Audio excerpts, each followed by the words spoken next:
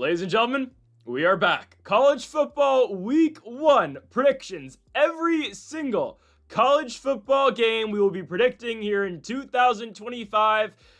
I can't wait. I cannot wait. We've got you covered throughout the entire year. We do this throughout the entire 2024 season. We are back for 2025, and this officially marks the start of really the sports season here in the fall of 2025, right? Because college football's this week, NFL next week, we've got the NBA starting in late October, and college basketball November 3rd. It all starts to go here in August. So we're going to predict every single college football game for week number 1. I'm going to do every single FBS versus FBS game. I'll be honest with you guys, in week 1 last year, I would predict Delaware State and Delaware with random ass odds, or Elon's playing Duke, and Duke's a minus 33.5 point favorite. I'm not going to do those games this year. If you are interested and you want to hear my breakdown or prediction for those games, you can comment it down in the comment section down below, and I'll try to get to it. If you are really concerned with Northern Arizona going to Arizona State, and Arizona State's a minus 28.5 point favorite. Again, I'm just going to do all the FBS games. There's a lot, okay? There's a lot of stuff. We're going to be here for quite a bit. So lock in, hit that subscribe button down below for more. We're going to be back every single week for this here on the channel. And on Friday, we'll likely have our best bets for week 1 of the college football schedule. I'm going to pick my 10 favorite bets. Does not have to be just money lines. It could be player props, over-unders. Make sure to check that out probably on Friday here on the channel. Again, that probably will not include the Thursday games. It won't. So make sure to join us for that on Friday. And also on the channel, we have our daily MLB best bets. Those are every single day here on the channel at 5 a.m. Pacific, 8 a.m. Eastern. And Greedo Plays MMA. If you haven't been around the channel in a minute, I started my own MMA channel called Greedo Plays MMA. We've got multiple videos going up over there every single week. This week, we've got Dana White's Contender Series, so make sure to go check that out. Go subscribe to Greedo Plays MMA as well. It's linked in the description down below. We've got content almost every day over there on Greedo Plays MMA.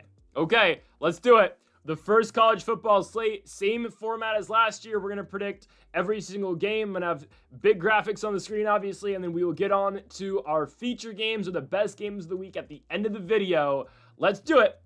First graphic of the year. Here we go.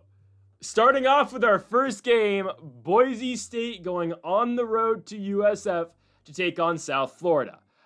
Boise State is a minus 6.5 point favorite on the road at USF. And I expect them to cover the 6.5 points. Here's why, okay? Boise returns a lot of their best players this season, or a lot of their starters, I'll say that. Obviously, the big story, Ashton Gentry's on the Las Vegas Raiders now. Again, it is what it is. That's going to happen. Maddox Madsen's still back. Obviously, beat out Malachi Nelson for the starting role, and we will get to Malachi Nelson later in the video. Maddox Madsen beats out Malachi Nelson for the job last year, takes the team to the promised land, wins the Mountain West, goes to the postseason, loses in the Fiesta Bowl to Penn State in a very competitive game until the late third quarter. Boise's ranked to start 2025, and they are a team that is expected to likely win the Mountain West and be the G5 representative back in the postseason. I would be shocked if it's not them. Throughout the season, we will track that, obviously, and I do have some sleeper teams in mind that I like out of different G5 conferences. Like, one that does stick out, I don't even think they're all that great, is Liberty, though. Like, if Liberty goes undefeated, there's a chance they get in. But Boise could easily go undefeated as well this year. Obviously, this is a team that went 11-1 this year, or last year in the regular season, only losing to Oregon. Their one loss this year might just be in South Bend and Notre Dame. And where does that put them this year? Again, we'll get to that as the season goes on. But Boise State takes on South Florida.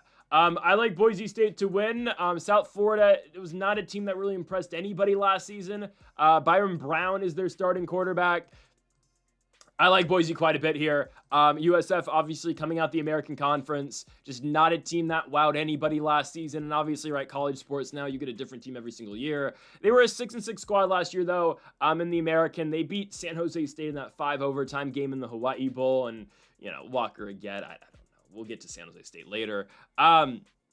But they alternated quarterbacks last season. Byron Brown started the season as starting quarterback. Then Brycey Archie took over. Archie graduated and wasn't great for USF, but he was better than Byron Brown, who just struggled last year in the limited spots that he had.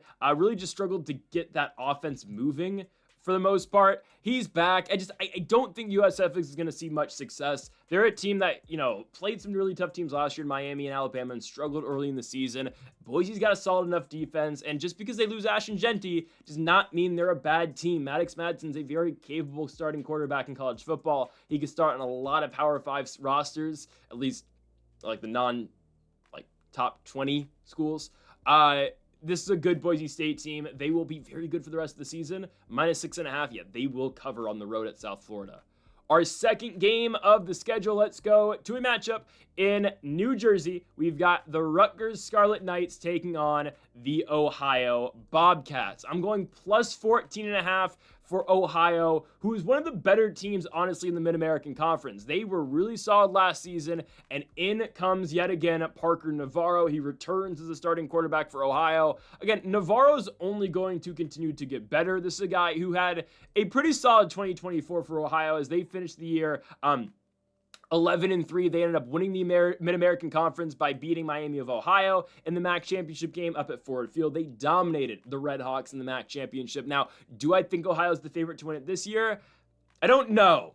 The team that they beat in the MAC championship is going to be pretty good this year. And there's another team as well who we'll get to them later. There's a couple teams I really like at the MAC. And no, it's not Buffalo anymore. CJ Agbana's gone. I can't be a big Buffalo guy this year, even though they made us quite a bit of money last year. Anyways, we'll get to Buffalo again. We have a lot of teams to talk about today.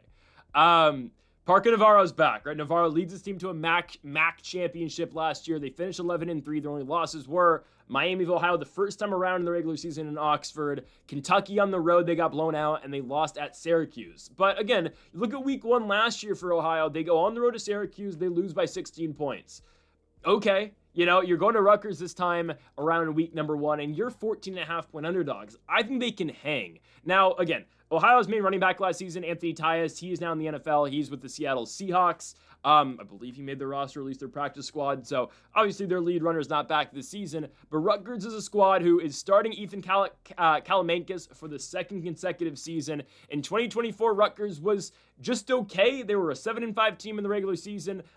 Finished the year by blowing out Michigan State in East Lansing, which was interesting. But, a lot of teams saw success against the Spartans last year. They ended up going to the Rate Bowl and losing by 3 points in a shootout to K-State, who obviously we saw last week lose to Iowa State in Dublin. It is what it is. Rutgers this year, again, Kalamankis is back. Just not a guy that moves the needle for me. Good quarterback, not a great quarterback. Starting their star running back last season, obviously, Kyle Monagai is now with the Chicago Bears, so you lose him, and obviously he was a huge factor in that rushing attack last year. They also had Antoine Raymond, who was their other back, who had about 400 yards last year for them. He's going to return, and he will be a big part of this offense. I'm not too sold on Rutgers. I get it, the game's on the road. It's, in New Jersey. I think Ohio legitimately is going to be able to hang. Again, Parker Navarro gets to come back again for, I believe this is his senior year, if I'm not mistaken. Yeah, it's a senior season. Coleman Owen, his main receiver last year, is on the Indianapolis Colts now, but you still have a couple guys in that receiving core. They added a little bit in the portal as well. I think Ohio's going to be decent this year, right? MAC champions last year. I don't think they're the best team in the Mid-American, and you'll hear my favorite team in the MAC in a little bit. But I think Ohio's able to hang with Rutgers and Ethan Kalamankis today. or on Thursday.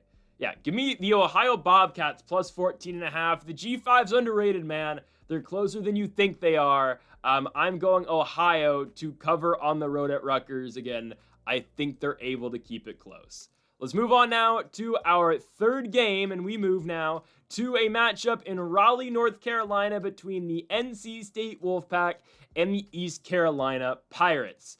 I'm going +12 for ECU, okay? I don't think they've officially declared a quarterback just yet. I am going to assume it is Caden Hauser. Is Caden Hauser or Mike Wright is right now, those are the two guys, I guess, in the QB battle for ECU. Mike Wright, a former Vandy product, if I'm not mistaken, right? Yeah, Vandy and Mississippi State product. I think this kind of has to be Caden Hauser's job, right? Wright, again, is the transfer, but Hauser didn't do horribly last year to end the year, right? And here's something, too. And I know, again, NC State had a bunch of guys in the portal, but East Carolina and NC State, the last game these two teams played was against each other. It was in the Military Bowl. December 28th, 2024, ECU beats NC State 26-21. It wasn't because of Caden Hauser. No. It was that run game out of ECU, and it was Rajai Harris who had 220 yards in the Military Bowl. Now, Harris has since graduated, and he was a huge part of that ECU offense last season with over 1,100 rushing yards for them last year. But Caden Hauser's back. And Hauser, again, after he took over for Jake Garcia, who is now at Michigan, oddly enough, Hauser was good. He put up big numbers. Team won some big games against Tulsa on the road. They were able to beat North Texas on the road, and the Mean Green were difficult last season. And NC State, oh man, just a very iffy ACC squad in 2024. And again, I say it all the time, right? I've said it multiple times already in the video. The roster turnover is crazy in college football nowadays, obviously, right? But you get two teams again who return their quarterback. CJ Bailey is back for NC State. Bailey's good. He is. I just really worry about that receiving core, though. There's not a standout guy in the receiving core, and that's ultimately where NC State struggled last season. Obviously, Grayson McCall was the guy to start the year before he had to medically retire. There isn't a lot of weapons in this NC State offense. There's not. It's a lot of, it's dependent on CJ Bailey creating for his own. Their tight end, Justin Jolly, is pretty solid. He had over 660 yards last season. He's going to return again as a senior this year. Not sold on NC State. I think they win, don't get me wrong. I'd be surprised if they didn't win this game at home. I don't think they cover, though. I don't think they do. I think ECU is a lot closer than to NC State than some may think. Again, I'm not doing this because ECU won the bowl game last year, right? North Carolina State did not have a lot of their players playing. But again, CJ Bailey still went. Caden Hauser is still starting for ECU, and I get it. You take away some of that rushing attack from the Pirates. I believe they're going to be able to stay competitive in this game. I'm going ECU Pirates on the road at Raleigh, plus 12 to cover against North Carolina State on Thursday. We move on now to our fourth game of the week. Let's go to a matchup in Orlando, Florida, as we've got the Central Florida Knights, the former national champions, some may say, about a decade ago now. My goodness. Yeah, it's about 8 years now. Taking on the Jacksonville State Gamecocks. Okay, I don't want to keep hyping up these G5 teams, and we will get to a point later in the video where we have games like, I don't know, Old Dominion versus Indiana, where I'm not going to hype up ODU. However, I'm going to hype up Jacksonville State, guys. Okay, I think Jacksonville State might be the best team out of the CUSA right now. I know it is extremely dependent on how Gavin Wimsatt plays this year. I'm telling you, if he can figure it out, I think Jack State's going to be nasty. I think they're going to. Now, we saw some CUSA action last week, obviously, with Western Kentucky yet again beating Sam Houston. We'll get to Sam Houston later in the video as well. They have a interesting matchup, to say the least. This system is so perfect for Gavin Wimsatt. It is. Again, a run-first quarterback, used to play at Rutgers. I mean, hell, I got to watch him firsthand, shred the Indiana Hoosiers back in 2023 in Bloomington. I don't know if he can carry the load passing-wise, obviously, that Tyler Huff did last year. Because Huff was really solid in his senior season, man. I mean, that was a guy who really put it together, especially in the second half of the season for Jacksonville State. Now, they did lose the Cure Bowl to the Ohio Bobcats, but this is a team that won the CUSA by beating Western Kentucky and blowing out Western Kentucky in the CUSA championship game last year by 40 points. They lose Trey Stewart, obviously, to the NFL, or I guess he's not on a team, but he was their main running back. Again, though, Tyler Huff was a dual threat guy. He would get out the pocket. There were a lot of design runs for Tyler Huff as well. One can assume it's only going to be the same with Gavin Wimsatt. I'm telling you again, Wimsatt has played Big Ten football before. He transferred last season to Kentucky. Did not start over Brock Vandagriff, which, again, they are two very different quarterbacks, obviously, and, Kentucky did not have their best season last year, but Wimsatt finally gets a shot. I know he's played a couple games last year, but never got to be the guy, obviously, for Kentucky last year. I don't even know. Did he ever make an official start for Kentucky last year? I don't think he did. He's going to get his shot now. He will get to carry the ball 10-plus times a game. We'll see how that arm really turns out. But I'm excited for senior season Gavin Wimsatt. I really am. Again, I think his 2023 was solid for Rutgers. And I think, he's a guy who thought he could play in the SEC, thought he could beat out Vandagriff, and he couldn't. That's fine. Go back to the G5 or go to the G5 for the first time and dominate. I really like that out of him. UCF this season, We'll see what they are. Cam Fancher's their starting quarterback. Central Florida, obviously, out of the Big 12. In 2024, this is a team that really struggled. They were 4-8, won 2 games in the Big 12 last season, one against Arizona and one against TCU on the road. The TCU victory, obviously, a lot better than the Arizona victory. They had KJ Jefferson last season. Jefferson obviously did not turn out the season that they thought he was going to, and then they eventually had to start Dylan Risk, who is third string over on Stanford. And don't get me started on Stanford.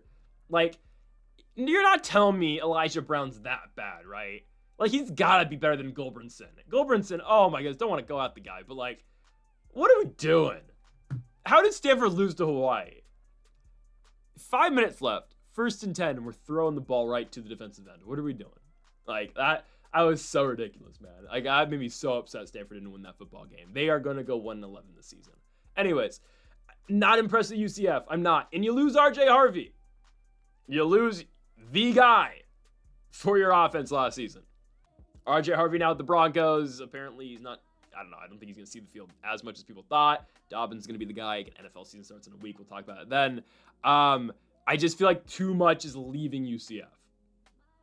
I don't love it. I'm taking Jacksonville State plus money here. Not money line. If you want to take money line, go ahead, be my guest.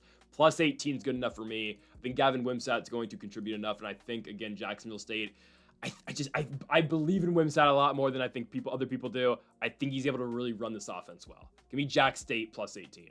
Next up, we move on to, let's get some Mac versus Mountain West matchup here.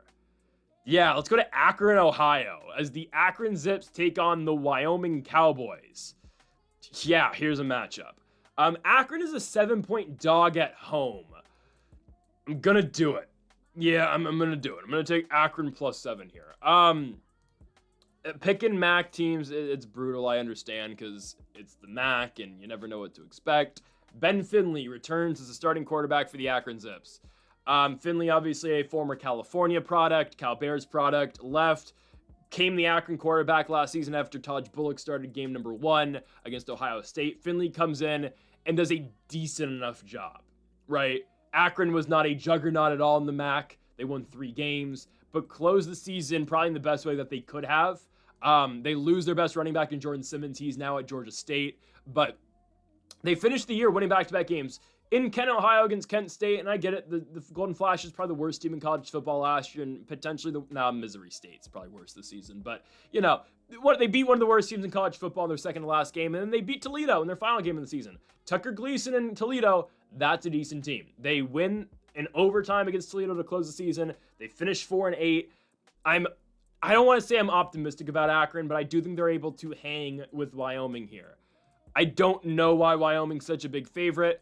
They are going to be starting Caden Anderson this season. Anderson has, is returning from last year, obviously, for Wyoming. If I'm not mistaken, I think he was at Boise at one point in time. I think he was. I could be wrong there.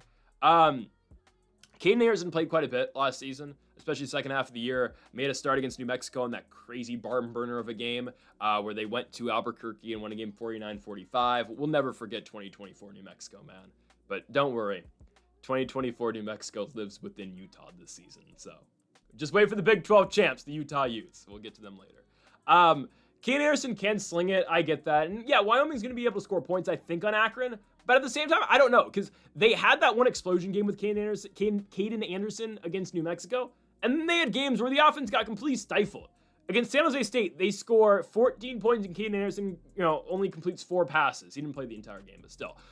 They go to Utah State, or they have the home game against Utah State. Caden Anderson gets held to 180 yards. They score 25 points. Against Colorado State, they go on the road and they score 10 points. And Caden Anderson, 40% completion rate. He goes 13 for 30 on his passing attempts.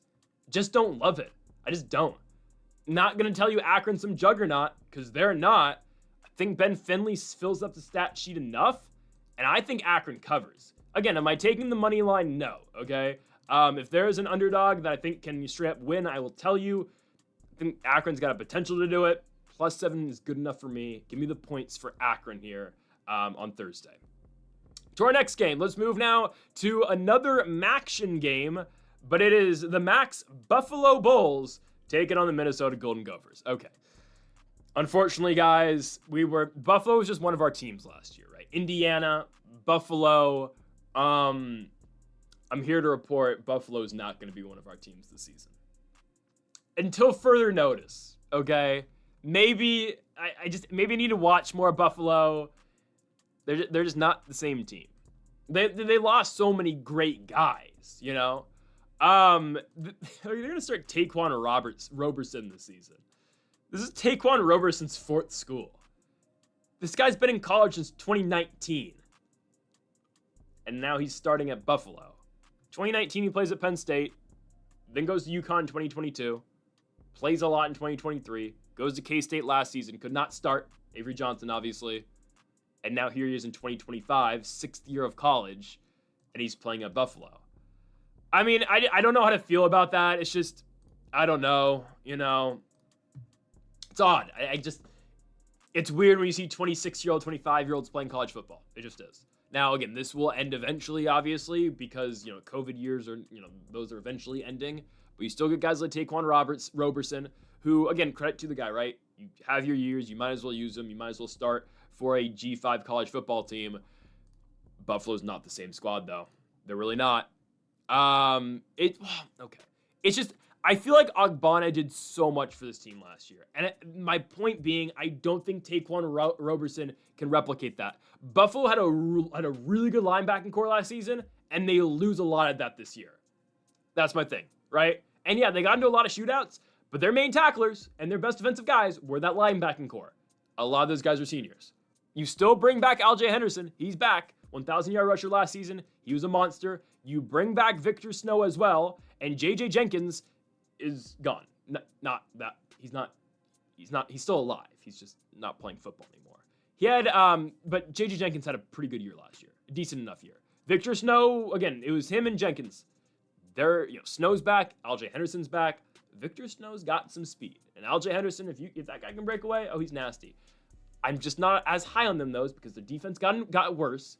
And they obviously downgraded the quarterback position. I'm telling you guys, Ogbonna was so great for that team. I just don't think that Taquan Roberson can replicate that. I just don't think so. Okay, here in week 1, Minnesota's probably going to blow them out. For as much as I want to believe in Buffalo, Minnesota's an 18-point favorite. Obviously, their starting quarterback last season, Max Brosmer, is now in the NFL, or at least the practice squad with the Vikings actually stayed in Minnesota. So Minnesota now turns to Drake Lindsay as their starting quarterback. Now, everything I have read up on Drake Lindsay, I read a Sports Illustrated article yesterday about how Drake Lindsay could potentially be a first-round quarterback in a couple seasons. Maybe. He's a 6'5" redshirt freshman from Fayetteville, Arkansas. Yes, that's the same exact spot where the University of Arkansas is. But he's in Minnesota now. Or he plays for Minnesota. He's a redshirt freshman. And he's got all this skill. Strong arm. Again, very high potential. We just need to see it. And we know, again, Minnesota, right? Last year, you bring in Brosmer from New Hampshire. Yes, he was a New Hampshire guy, I think. Yeah. You bring in Max Brosmer from New Hampshire. He sees quite a bit of success. He parlays that into a professional career. Minnesota goes 7-5 with Brosmer, 8-5 if you include the bowl game. Had a really competitive game with Penn State to close the season. Beats USC at home. Like, Minnesota was a sneakily good team last year. They should have no problems with Buffalo in week 1. And I just feel like there's going to be an adjustment period going from CJ Ogbonna to Taquan Roberson. Again, we'll watch Buffalo, okay? And if they can figure it out with that offense and you can get Snow going and Aljae Henderson's still that same guy, and I just need to see that defense, maybe they can be competitive in the MAC. Well, they'll be competitive in the MAC. Maybe I can pick them to win the MAC. I just wish Ogbonna was a junior last year. Because if Ogbonna was back this season, I would easily take Buffalo to win the MAC. I can't do it right now. There's some good teams in the Mid-American, and they're still waiting on the team. They're coming up in just a second. But first, let's go to a matchup between Nebraska and Cincinnati. Not in Cincinnati, Ohio. So if you couldn't tell in the graphic, right side of the graphic is the home team, left side is the road team. This game's at a neutral site, though. This is being played at Arrowhead. So Dylan Raiola, Nebraska's really trying everything with this guy. They got him to play in Mahomes Stadium. What are we doing? Obviously, I'm joking. I know this was set up years in advance. But I just find it so funny. Dylan Raiola is playing at Arrowhead. They're going to talk about the entire broadcast. Oh, my goodness. It's the only thing they're going to talk about. Oh, Raiola, Mahomes, look at him. He looks just like Patrick Mahomes. I do expect Nebraska to be better this season. They were They weren't bad last year. Let's just be honest, guys. They were kind of a joke last season. Okay, they were. Just because Raiola literally replicated everything Mahomes did, and that was just the running joke. And just anytime Nebraska would get mentioned, or anytime you see anything posted about Nebraska, it would be Dylan Raiola, Patrick Mahomes. I don't know if this is the season where Raiola separates himself from Mahomes. Probably not. He probably never will. Maybe if he drops the gimmick, maybe stops walking like Mahomes, stops talking like Mahomes, maybe he will. Don't forget, like, this guy has potential to be a really good football player. He does, right? He's just a sophomore now. Had a good for a freshman. He had a good year last year. 2,800 yards, 13 touchdowns, 11 interceptions. That's solid. It's a good enough season. Second year, Dylan Raiola played a full year in the Big Ten. Sure, only won 3 games in the Big Ten last year. Got to go to a bowl game, won the Pinstripe Bowl, the illustrious Pinstripe Bowl against Boston College. Again, a big victory. I expect him to be a lot better this season. Taking on Cincinnati, Brendan Sorbsey's back.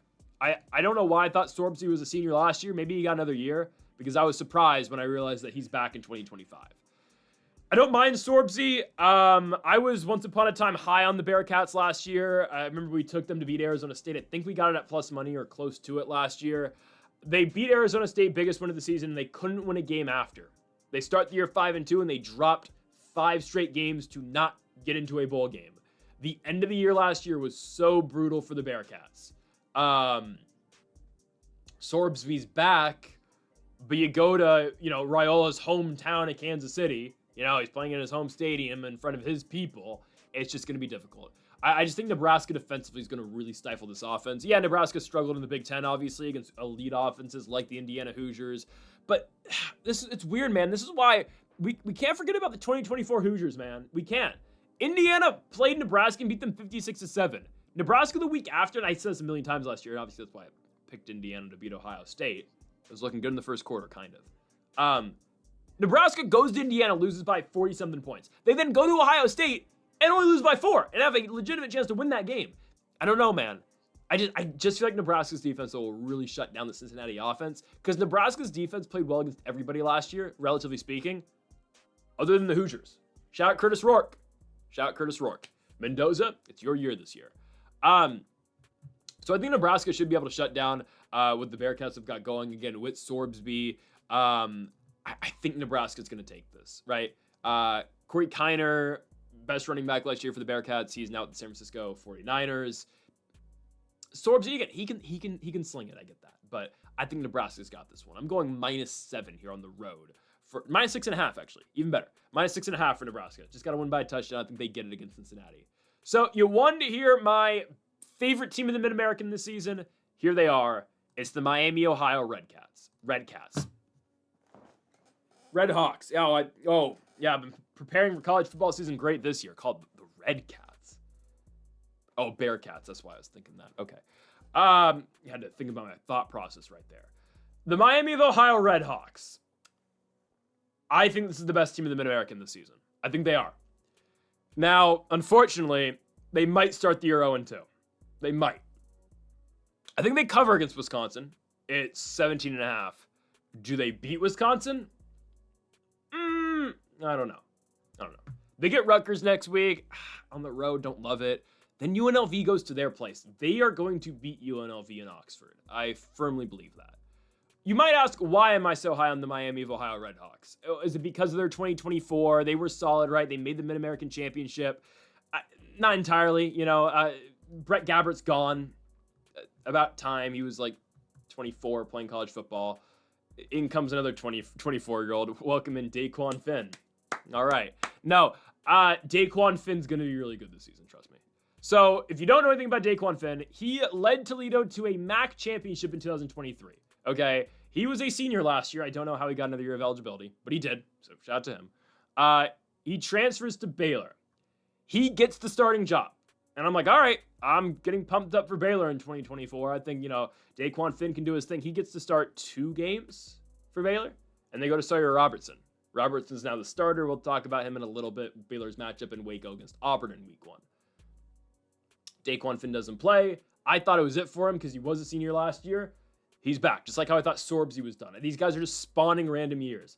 I'm telling you, Daquan Finn was a menace in the Mid-American Conference last time he played in the MAC.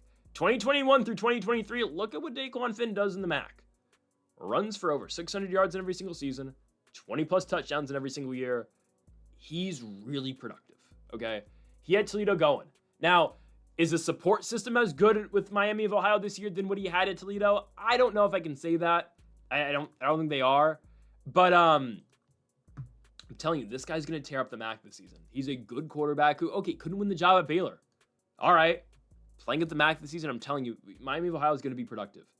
They're taking on Wisconsin, right? So, okay, Wisconsin, they're starting Billy Edwards this season. So, former Maryland quarterback goes to a different Big Ten school. He goes to Wisconsin this season. Much needed because Wisconsin struggled with their quarterback play last year. They had Braden Locke, who is now at Arizona, and then they had Tyler Van Dyke, who... Why did Tyler Van Dyke go to SMU? Like, can anybody tell me the decision-making with that? Like, you're a senior quarterback, like, you could have played, like, if he transferred to, I don't know, like, if he transferred to Stanford, I probably wouldn't play at Stanford. If he transferred to, like, UMass, could he start for Brandon Rose? Maybe. Probably. Like, why would you just go, like, to UMass? Like, why are you going to SMU to back up Kevin Jennings? Like, you're not going to get that job. I don't get it. Anyways, Wisconsin starting Billy Edwards. They needed quarterback play. Right? Locke wasn't great. Van Dyke was not very good coming off the injury. I'm not sold. I've never been sold on Billy Edwards. I don't know. Like I watched Billy Edwards play live last year in Eugene, and I get it. You know, they're playing the number one team of the nation. And we watched Billy Edwards throughout the season. Just not a guy that moves the needle for me. Is he going to move the needle more for Wisconsin than they had last year at quarterback? 100% yes. But that offense was so stagnant last year. Their defense kept him in a lot of games, like they kept him in the Oregon game last year in Madison. I think Miami of Ohio really shocks a lot of people in this game. I think they keep it competitive. And the line is, what, 18? 17 and a half? Yeah. The Red Hawks are going to keep this game relatively close. Plus 17 and a half for Miami. I believe they cover this. Move on to our next game. We go to the Battle of Michigan. The football game in Michigan this season. By the way, we're on to Friday now. So, West Michigan versus Michigan State. Oh, boy. I think Michigan State covers. 19 and a half. They better cover. Aiden Childs, you are on the hot seat in 2025, right? You got to think so. Childs is a junior. If it doesn't work out this season, is Jonathan Smith's job kind of in limbo? I don't know. I legitimately don't. But obviously, right, Oregon State products and a lot of Oregon State products followed Jonathan Smith from, Corvallis over to East Lansing. Michigan State did all right in the portal. They get a couple big receivers. Krishan McCray, Kent State standout. Goes now and plays in Michigan. I thought he was going to go to Indiana, but it's okay. Michigan State has loaded up. They have. The expectation is going to be high this season, but here's my thing about Michigan State. They're only going to go as far as Aiden Childs can take them. And I'm not telling you again, that means they're going to go 5-7 again. No. If Aiden Childs steps up this year, and Aiden Childs does take that leap that he was expected to take from going from Oregon State to Michigan State, maybe they will be that this season. I just don't know yet. We legitimately just have no way of knowing. I need to watch Aiden Childs play, and it starts here in week 1 against West Michigan. It does. Because if you remember last year, they played FAU week 1. My goodness, was it a joke. They won horribly. They win by 6 points. Aiden Childs told everyone to take his over in week 1. He threw for 114 yards. They scored 16 points in week 1. Figure it out. So I feel like there's a lot riding on this week 1. Like, again, will Michigan State lose? No, they're not going to lose to Western Michigan, right? But considering how last week 1 went for them, kind of have to show up this year, I think. West Michigan, I think they're starting Brock Lowry. I think that's their guy this year. I'll be honest, I don't know the most about Brock Lowry, a guy who, was at Indiana when I was at Indiana, actually, but obviously never saw the field. Taven Jackson was there. Brendan Sorbs, he was there. Lowry, I think, was 4th that season. A guy who's never gotten to really play, so we don't really know, Probably won't get the best assessment of the guy playing at East Lansing. Like, if anything, Michigan State's defense will shut down whatever the hell the Broncos are going to do on the flip side. The bigger story for me today is just how does Michigan State's offense look, with Aiden Childs, with a premier tight end in the sport in Jack Velling. He is. I know he only had 400 yards last season. Well, that's because his quarterback couldn't get him the football, right? Childs has to show up in 2025. We will see. I'm going to take Michigan State to cover at home. It's minus 19.5. I think they can cover it. I think they can. 19.5 point favorites. Give me Michigan State. Next up, we go to a barn burner. In the ACC, on the ACC network, well, Kennesaw State takes on an ACC school. It is the Wake Forest Demon Deacons, and they have named Robbie Ashford their starting quarterback here in 2025. Expected, I would say. You know, I thought it was going to be Ashford over Deshaun Purdy. That was their whole, battle in the offseason. Obviously, right, you lose Hank Bachmer. Bachmer, has graduated. Wake Forest should dominate Kennesaw State. Kennesaw State, to me, one of the worst teams in the CUSA. I know the CUSA just added Delaware and they added Missouri State, so it gets even worse for them. But, WKU's moving out and some teams are moving out next season. Nothing to me screams that Kennesaw State's going to be any better. Dexter Williams is their starting quarterback now. Williams is a Georgia Southern transfer, I believe. I know he went to Indiana at one point, but yeah, Georgia Southern transfer. Has really not gotten to play much. Got to play a little bit last year for Georgia Southern. Has moved over to Kennesaw State for his senior season. Nothing moves the needle for me for Kennesaw State. And now, hey, Dexter Williams will get his revenge start next week in Bloomington, Indiana. We'll be locked in for that. That'll be something. I just don't think the Wake Forest game goes all that well for them. What on the Kennesaw State offense wows you? I'll wait. They bring back Damon Claiborne, who had over 1,000 rushing yards last season. But Kennesaw just played in so many uncompetitive games last season, I can't trust them to even keep it close to Wake Forest. Because Wake Forest was a team that did not play many competitive games either. Right? Their wins were all really tight. They couldn't blow anybody out other than North Carolina A&T. I think they blow out Kennesaw State, though. I don't think guys, we got to remember how bad and how pitiful this offense was last year. They beat FIU. Oh, FIU was horrible, too. They beat Liberty, which was hilarious, right? Just, I don't know how Liberty lost that game. They won 2 games all year long. You lose your starting quarterback in Davis Bryson, who I believe is still on the roster. Oh, he's playing receiver now. Okay. 5'9" receiver Davis Bryson. All right. That kind of just shows you what Kennesaw is doing right now. I don't understand it. They were horrible last year. They couldn't score points. They're not going to score points against Wake Forest. Okay, I get it. Wake Forest is bottom of the barrel ACC. Potentially, they could be the second worst team in the ACC. They could. We'll see, right? Because we know Stanford's the worst team in the ACC. Even a team like Stanford or Wake Forest should be able to blow out Kennesaw State. Games in North Carolina as well. It's in Winston-Salem. Give me Wake minus 17. I'm taking the Demon Deacons. On to our next one. We go to Appalachian State versus Charlotte. Okay. One of the tougher ones just because, it's App State and Charlotte, Charlotte, not a team that's going to wow anybody. They have not figured out who their starting quarterback is last I checked, which is usually a problem, and especially when you have 3 guys fighting it out for the starting role. So, again, they lose Deshaun Purdy to Wake Forest, we just talked about. I get it. You want to start an ACC program. Did anything Deshaun Purdy, what Deshaun Purdy did last season, does it scream to you he's a starting quarterback in the ACC? You could have started at Charlotte this season. You could have gone to a different team in the American and started, and now you're, and I guess, again, he can wait and he can be the starter next year at Wake Forest, but now you're burning away your sophomore year sitting on the bench in Winston-Salem.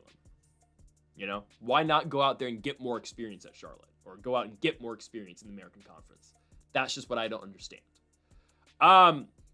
Charlotte versus App State. Charlotte's just a team that wowed at nobody last season. They won some, games in the American, at the end of the year that didn't really matter because they were already 3-7. They sucked. They get Appalachian State. App State, another really weird team in the Sun Belt last season, just because they went 5-6. Could have gone 6-6, but they had a game canceled due to weather against Liberty. Their starting quarterback is gone, obviously, in Joey Aguilar, because he's starting for the Tennessee Volunteers. Wow, what a change. Yeah, Nico really put Tennessee in a great spot, didn't he? So they're going with the Antioch, California quarterback. We'll get to that later in the video. It's our feature game spot.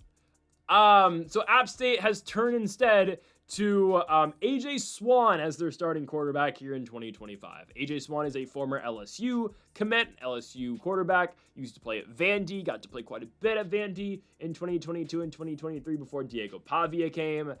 You know, is he a downgrade from Joey Aguilar? Probably. But I do believe AJ Swan's going to be decent enough, and I just don't believe in Charlotte when they don't know who their starting quarterback is. They have, I believe, it's going to be Connor Harrell, I think, right? I think they have not determined who their starting quarterback is. If I had to guess, it's going to be Connor Harrell Jr., who played a little bit last season for North Carolina. Yeah, it's either him or, who is it, Grayson Loftus?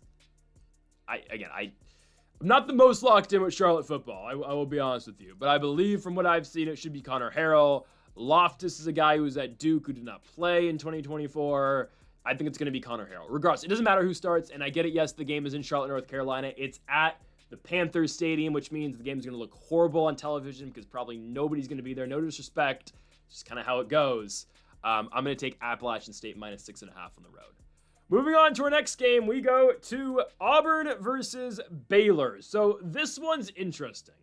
It's very interesting because I don't know what the hell Auburn's going to do. Nobody knows what Auburn's going to do today or on Friday night. And what I mean by that is apparently, and I thought this was satire when I saw it for the first time. No, this is real. Auburn has 3 different quarterbacks, and potentially what I'm hearing is that they have 3 different play callers per quarterback. What? Tell me how this makes sense. So the 3 quarterbacks, you know Jackson Arnold, you know Ashton Daniels. I just assumed the starting quarterback of Auburn throughout the entire offseason when Jackson Arnold said, okay, I'm going from Oklahoma to Auburn, I assumed he was going to be named the starter. He has not been named the starter. They have not named a guy yet. And I don't know if this is just all showmanship and they're just trying to get in the head of Baylor, but from what we've seen and what has been said, Auburn's going to play all 3 quarterbacks. They're going to play Jackson Arnold. They're going to play Ashton Daniels, which I don't know why he went to Auburn, but here he is. And they're going to play Deuce Knight, who is a true freshman, if I'm not mistaken, used to play wide receiver, now plays quarterback, very athletic, very quick and elusive guy. Can I ask then, what's the need for Ashton Daniels? Because Jackson Arnold's going to be your throwing quarterback for the most part. Deuce Knight can run the ball. What does Ashton Daniels do for this team? He runs, yes. That's what Deuce Knight's here. That's what Deuce Knight is here for. What? I don't get it. And I don't get why Ashton Daniels went here. He could not hold on to the ball at at Stanford in terms of throwing interceptions. He wasn't great. There's a reason why Lampson started over him at times. Lampson's now at Montana State this season. I just don't get it. I just don't get it at all. So it's a weird thing what Auburn's doing. Okay, if I had to guess, if they are going to do the 3 quarterback thing, they're going to do it. If they're going to name a starting quarterback, it's going to be Jackson Arnold. Okay. I don't think they're going to Waco and winning. It screams too weird for me. You're going on the road. You're playing Baylor. You're 2.5 point favorites at Baylor. I'm going to take the Bears here. I am. I'm going to take Sawyer Robertson here and the Baylor Bears. Obviously, we talked a little bit about him beating out Daquan Finn. Guys, Robertson can sling it. 445 yards in the Texas Bowl last year against LSU. This is a guy, and there's a reason he beat out Daquan Finn, because Daquan Finn couldn't throw the ball like Robertson can. Now, Robertson can't run it like Finn can, but that's how Baylor wants to operate. They're going to sling it. They're going to throw the ball, and they return Bryson Washington, who is a sophomore now, who ran for over 1,000 yards as a freshman. Baylor's only going to continue to get better. I think Sawyer Robertson's going to continue to pick up this playbook, or just this offense. And I'm just at a loss for words at what Auburn's trying to attempt in 2025. Too many missing pieces for me. Not missing pieces. Too many missing variables and unknown variables for Auburn. I'm taking Baylor. On to our next game. Let's go to the first ever time we have not put Colorado in the feature game. Yep, every single game last year, if I'm not mistaken, we made sure to put Colorado in the feature spot. I don't have a reason to do it anymore. And that's not, there's no disrespect to Colorado, but it's just all right, well, you lose Shedeur Sanders and you lose Travis Hunter. Like, the mystique and the aura around Colorado is kind of gone, you know? They tried in the Alamo Bowl last year against Brigham Young. They lost pretty badly. They have not named a starting quarterback. I've always assumed it's going to be Keaton Salter, I think. But at the same time, I kind of assumed Michigan was going to start Mikey Keene, at least to start the year. I thought they were going to start him. They have named, again, Bryce Underwood the starting quarterback. I'll get to Michigan in a little bit.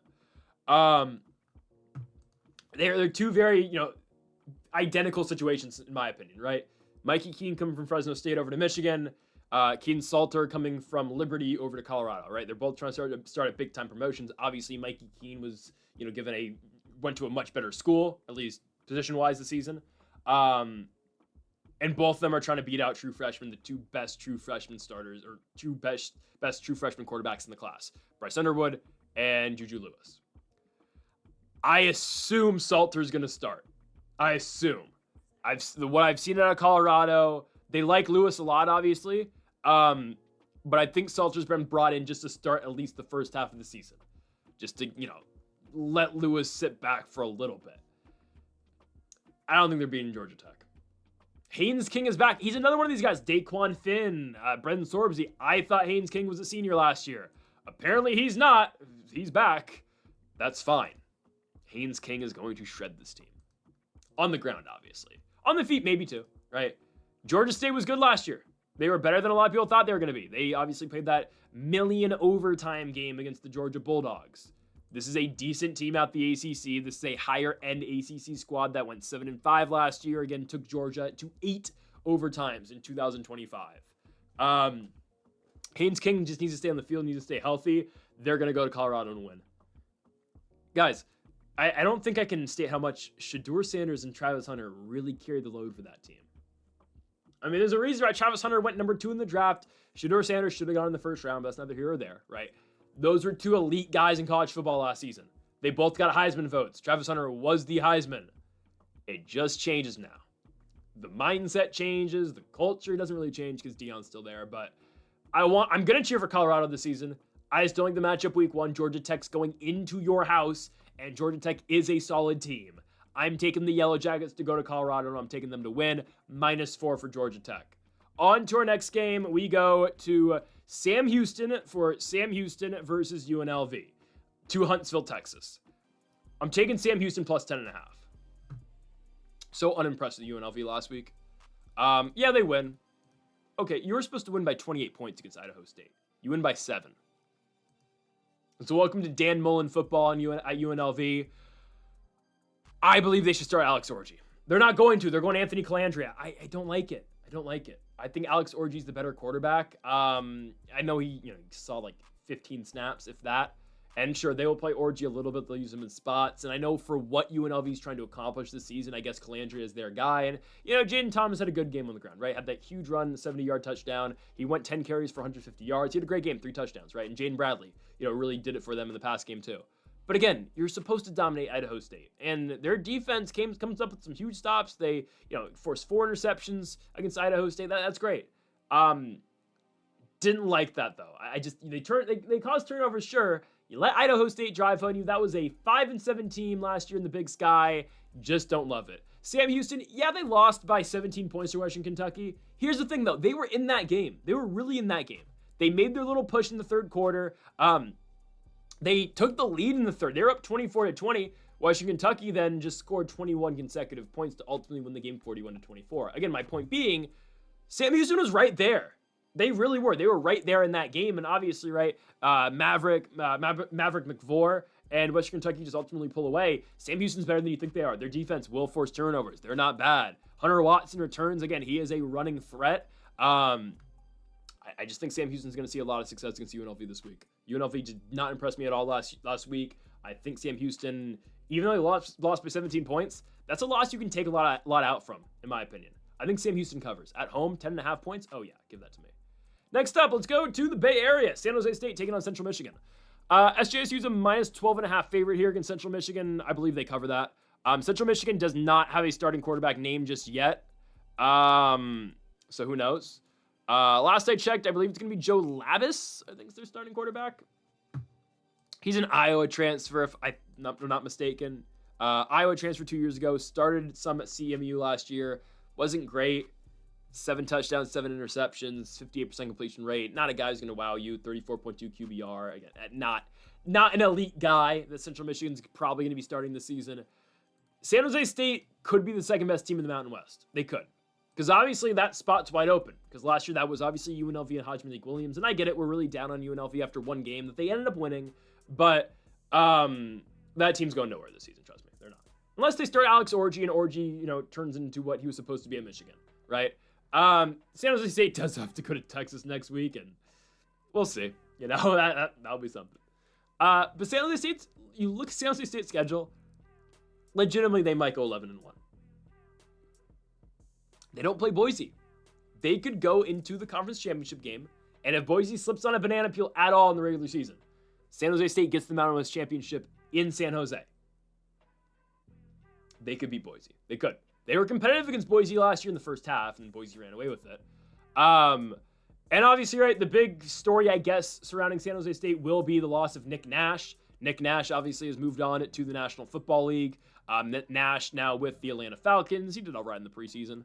But you lose your Triple Crown receiver, right? You lose Nick Nash. Walker Agette returns. Emmett Brown is now at Coastal Carolina. Emmett Brown did not win the starting job at Coastal, which sucks. But Floyd Chalk returns as well. He's a senior. We expected more out of Floyd Chalk last year, but it's okay. And then Justin Lockhart obviously has moved on to the NFL too. So you lose both Lockhart and Nick Nash, the two best receivers. Walker Agette, he's got potential.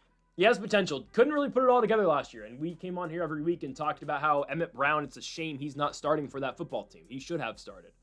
And they tried playing Xavier Ward some too in the Fresno State game. That was odd. But Xavier Ward's still there. He's a senior, probably won't play. Walker, again, a 6'5" quarterback who's got an arm on him. He's got all the making of being really solid. He should shred Central Michigan on Friday night. Okay? Wish I could go to the game. I can't. I think San Jose runs right through them. Again, I'm telling you, this team got better in the portal, at least with defensively. Yes, they're going to have to make up for some production with Nick Nash and Justin Lockhart leaving. I think Walker Agette's going to be able to carry the load a little bit this season. I think the production, or at least the time he got starting last season, should benefit him a lot this year. I think SJSU is a really solid 2025, and that starts again with a victory over Central Michigan in week 1. And that's going to be a 13.5 point cover as well, 12.5 point covering. I believe they do it. Let's move on to our next game. We go to Mississippi State on the road at Southern Miss in week 1. Yes, Mississippi State is going on the road to take on Southern Miss. What? It's just weird.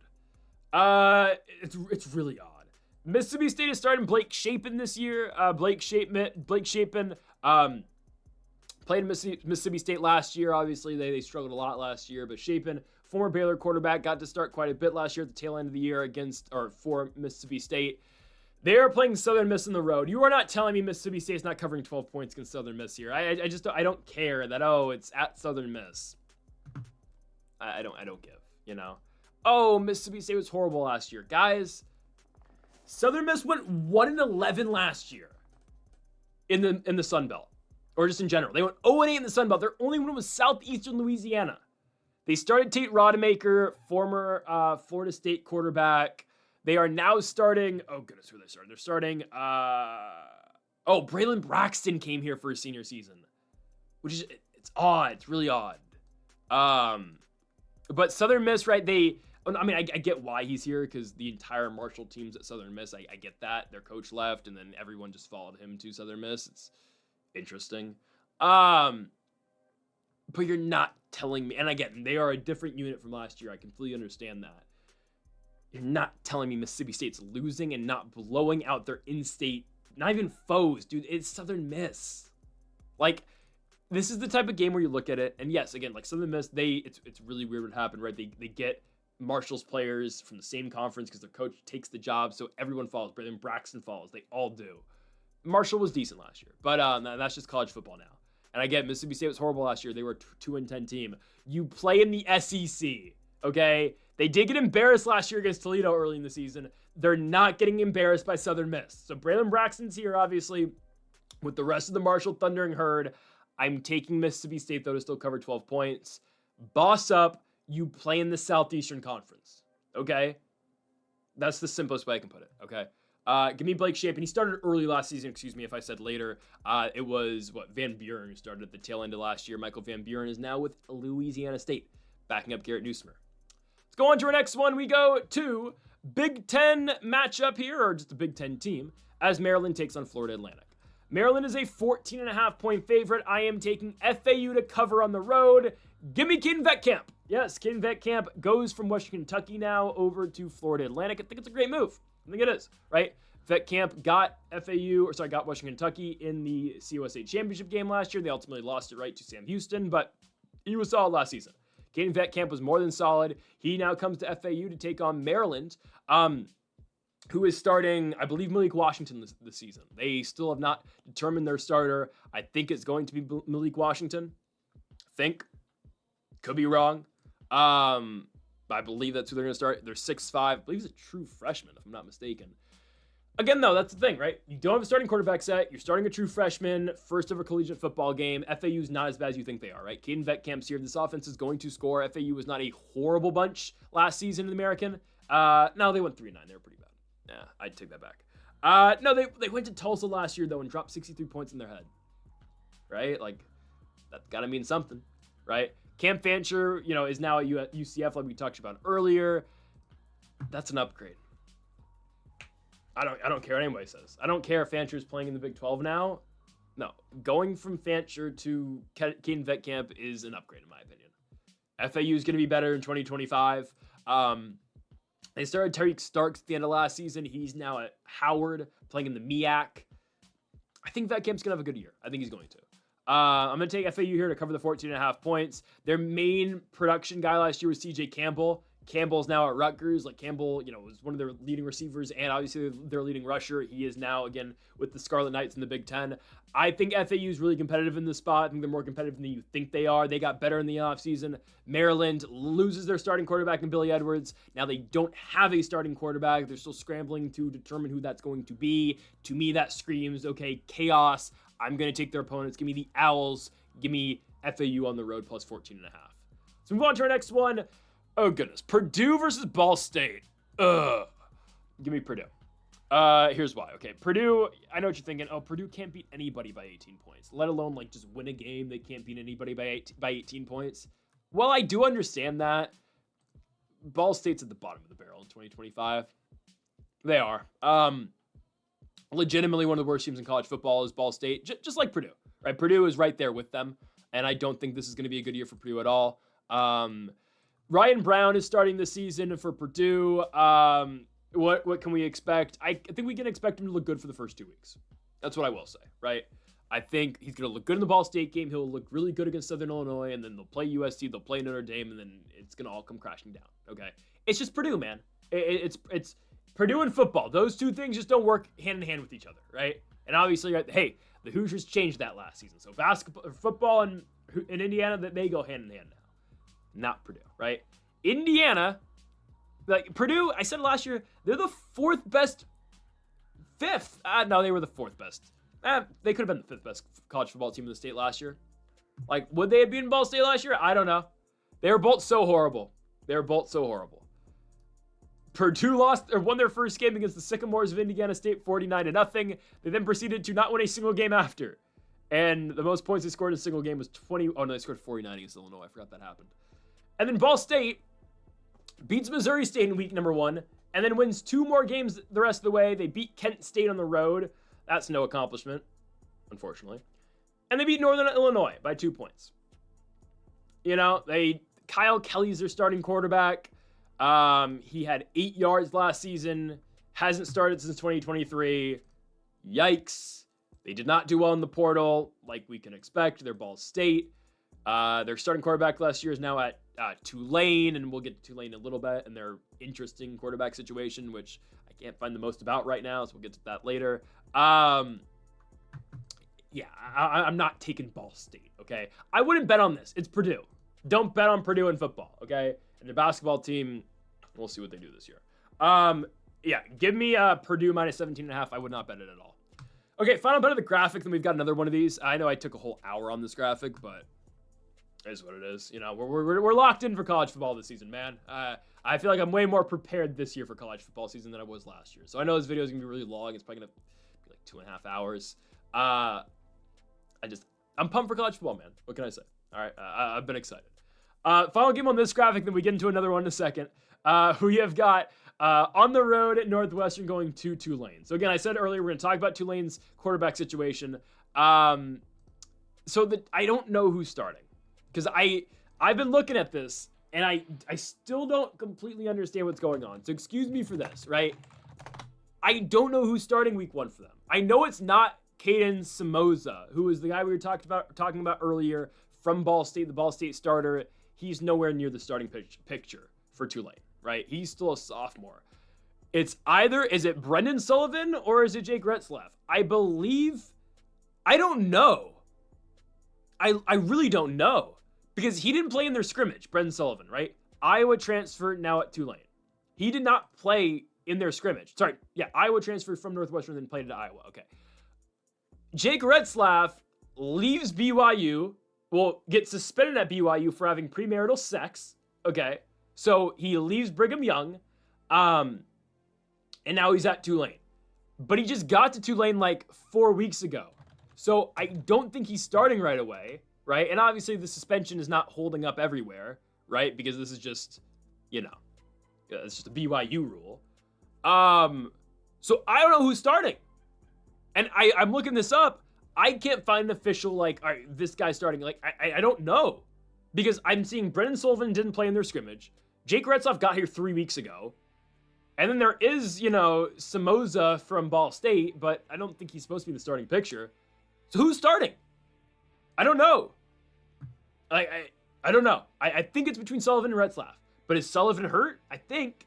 And then Retzlaff got here 3 weeks ago. Does he know the playbook? A lot of mysteries here with the Tulane Green Wave. I'm still taking them to cover 6 against Northwestern. It's Northwestern. Again, we talk about bottom of the barrel Big Ten teams. Okay, that's Purdue. That's Northwestern.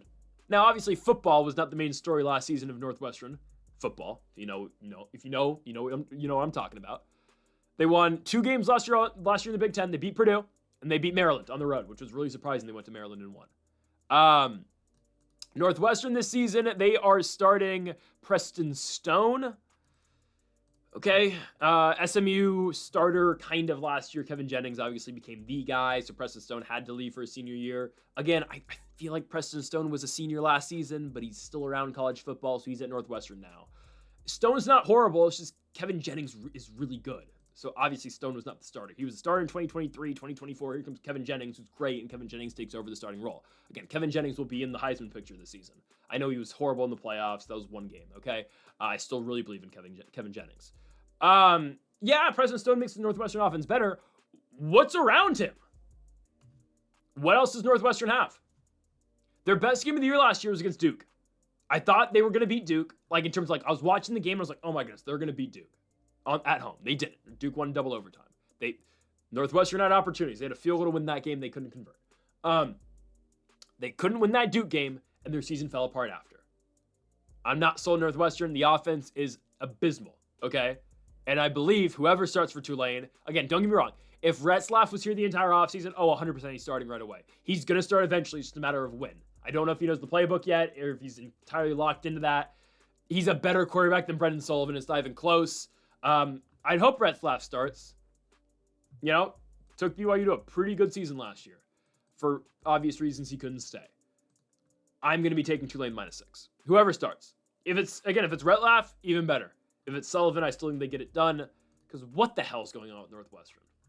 You know? Okay. Whole other graphic. Let's get it going. Okay, let's start off with our SEC, not matchup, but an SEC squad. Here comes the Kentucky Wildcats against Toledo. So, Toledo is considered one of the better teams in the Mid-American again this season. For a good reason, right? A couple seasons ago, right? MAC championship. They beat Pittsburgh last year in that crazy 6 overtime game in the Game Above Sports Bowl. And they returned Tucker Gleason, who may be the best quarterback in the Mid-American, but that might be Daquan Finn. So I don't know. And Parker Navarro's back too. A lot of good quarterbacks in the MAC. MACtion's fun, right? Tucker Gleason's back. Expect Tucker Gleason to have a really good year. I actually don't think they're going to beat Kentucky, though. And I don't think they're going to cover against Kentucky. Kentucky's at home, right? Brock Vandergriff has graduated.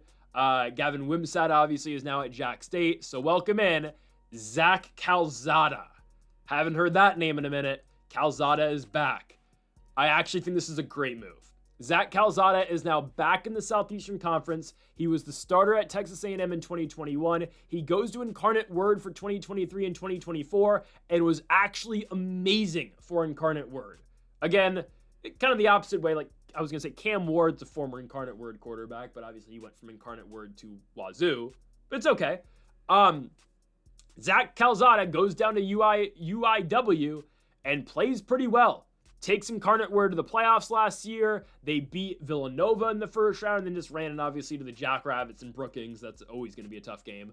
But Calzada takes his team to the postseason last year. 35 touchdowns, 9 interceptions, 3,800 yards. Yeah, it's about time Calzada's back. I'm a little surprised he's going right back to the Power 5, obviously, for his senior season. But it's warranted. It's warranted. He's got to be better than Brock Vandergriff, right? Has to be. Has to be better than Vandergriff. Has to be better than Cutter Boley, who was their true freshman they had to start last year at the end of the year. He's got to be, right? I think Calzada, again, he can sling it. And am I a little bit concerned with the receiving core of Kentucky? Oh, kinda. Yeah. You're playing a MAC squad. I don't care how good Toledo is. No SEC team should be losing to MAC teams. Mississippi State. Yes, Tucker Gleason's back, and Tucker Gleason's only going to get better. I understand that. He's a senior. He's going to have a really good year. And yeah, they beat Pitt. Pitt had a million guys opt out, and right, Toledo won that shootout 48-46. I think the Kentucky offense is going to be good tonight on Saturday. I think Zach Calzada has an emphatic return to Southeastern Conference football, and I believe the Kentucky Wildcats are going to win this game at home, and I do believe they're going to cover as well against Toledo. -7.5. Yeah, they got to win by more than a touchdown. I think they do it. Let's go on to our next one. We go to the Hoosiers. Indiana's back, and they're ranked 20. Really? Are we serious? Okay. Just wait. Just wait. Indiana versus Old Dominion. Indiana's covering against Old Dominion. They're gonna blow out Old Dominion. Shout out Kurt Signetti. Kurt Signetti says, you know what? And this is a real, not a word by word quote, but he legitimately said this. You know what? We're gonna do what the SEC does. We're gonna schedule 3 bad non-conference teams every single season. We're gonna go into Big Ten, play 3-0 every single year, and we're gonna ensure that we're in the playoffs every single year. So here's my thing about Indiana. Their entire season hinges on 2 games. Okay, Indiana, their floor this season is 10 victories. And their over-under is like 8.5, 7.5. Hammer the over. The 2 games that they could lose are Penn State and Oregon. Guys, I'm telling you right now, they are walking into Eugene and they are beating Oregon. I think they're going to lose at Penn State. But hey, 1 loss at Penn State, 3rd to last week of the season, still puts you in the playoffs. Indiana's going back to the playoffs this season. Because here's the thing, guys.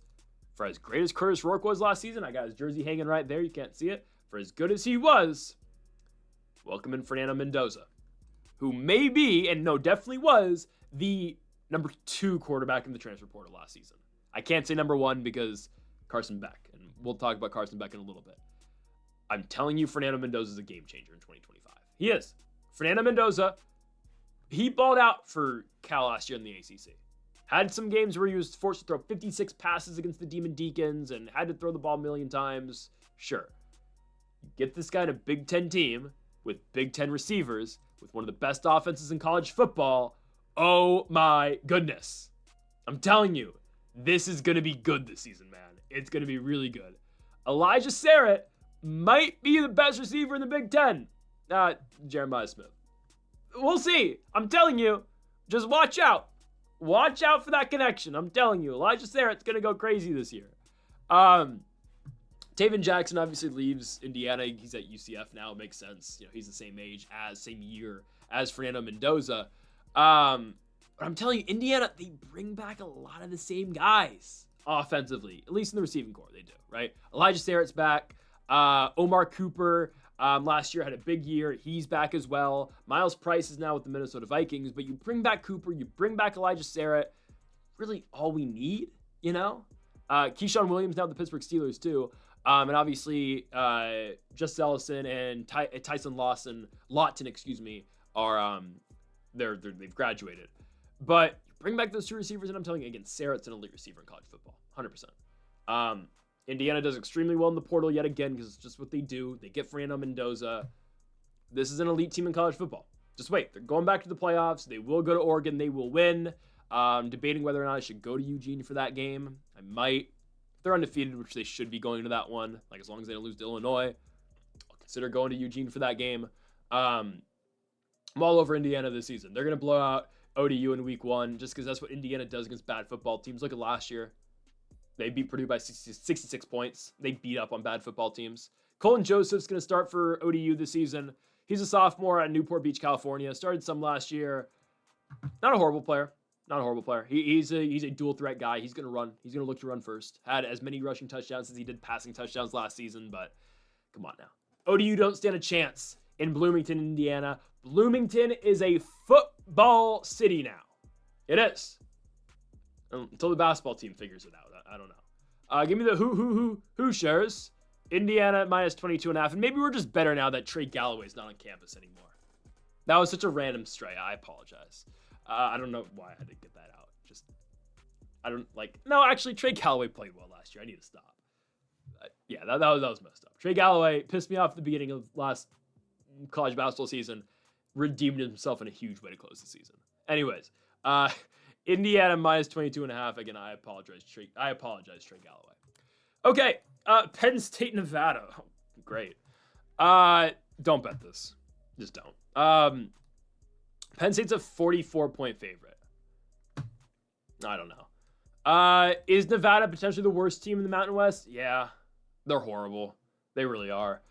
They're starting AJ Bianco this season. They're junior out of Hawaii. Hawaii. Don't know why I said that weird.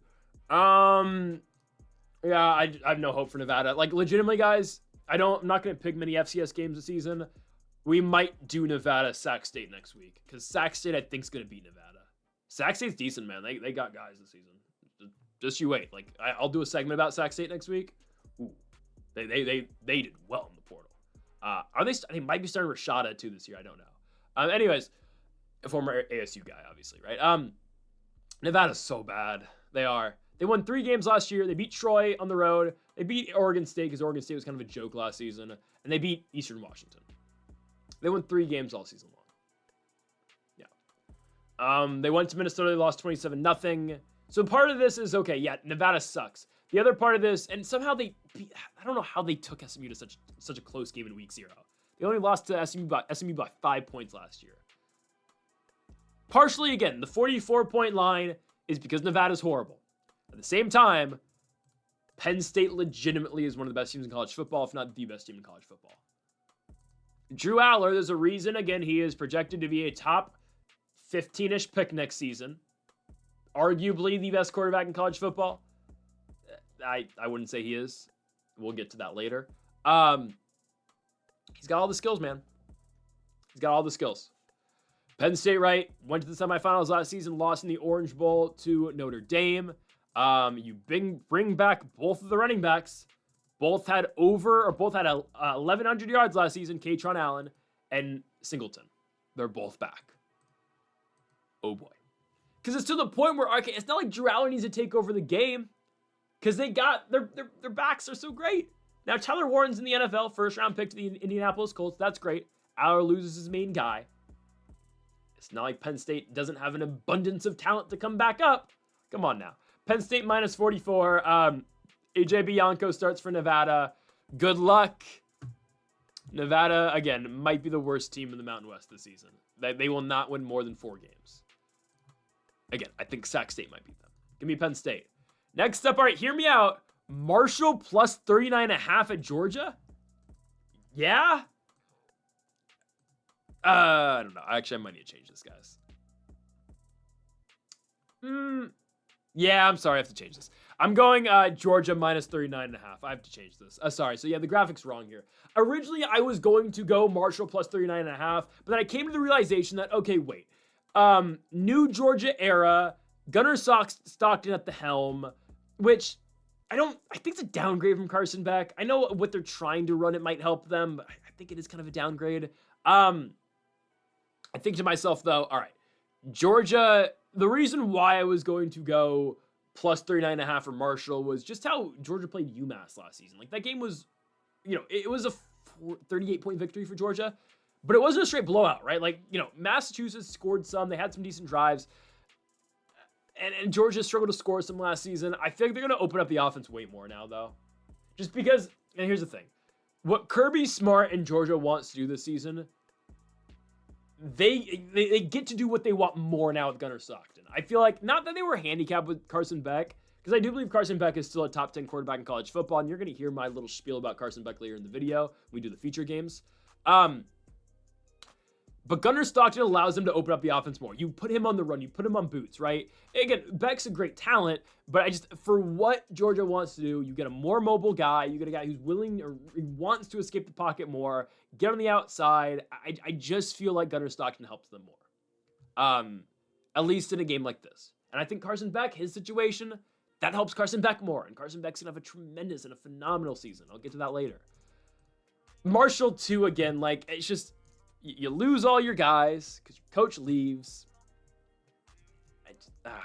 Like, again, Marshall is Southern Miss. I don't know, Tony Gibson's the new head coach. He was at NC State for the last couple years. It's just, I don't know. They've been put in a rough spot, right? Marshall's been put in a tough spot this season. Because, they weren't bad last year. Marshall had a 10-win year last year.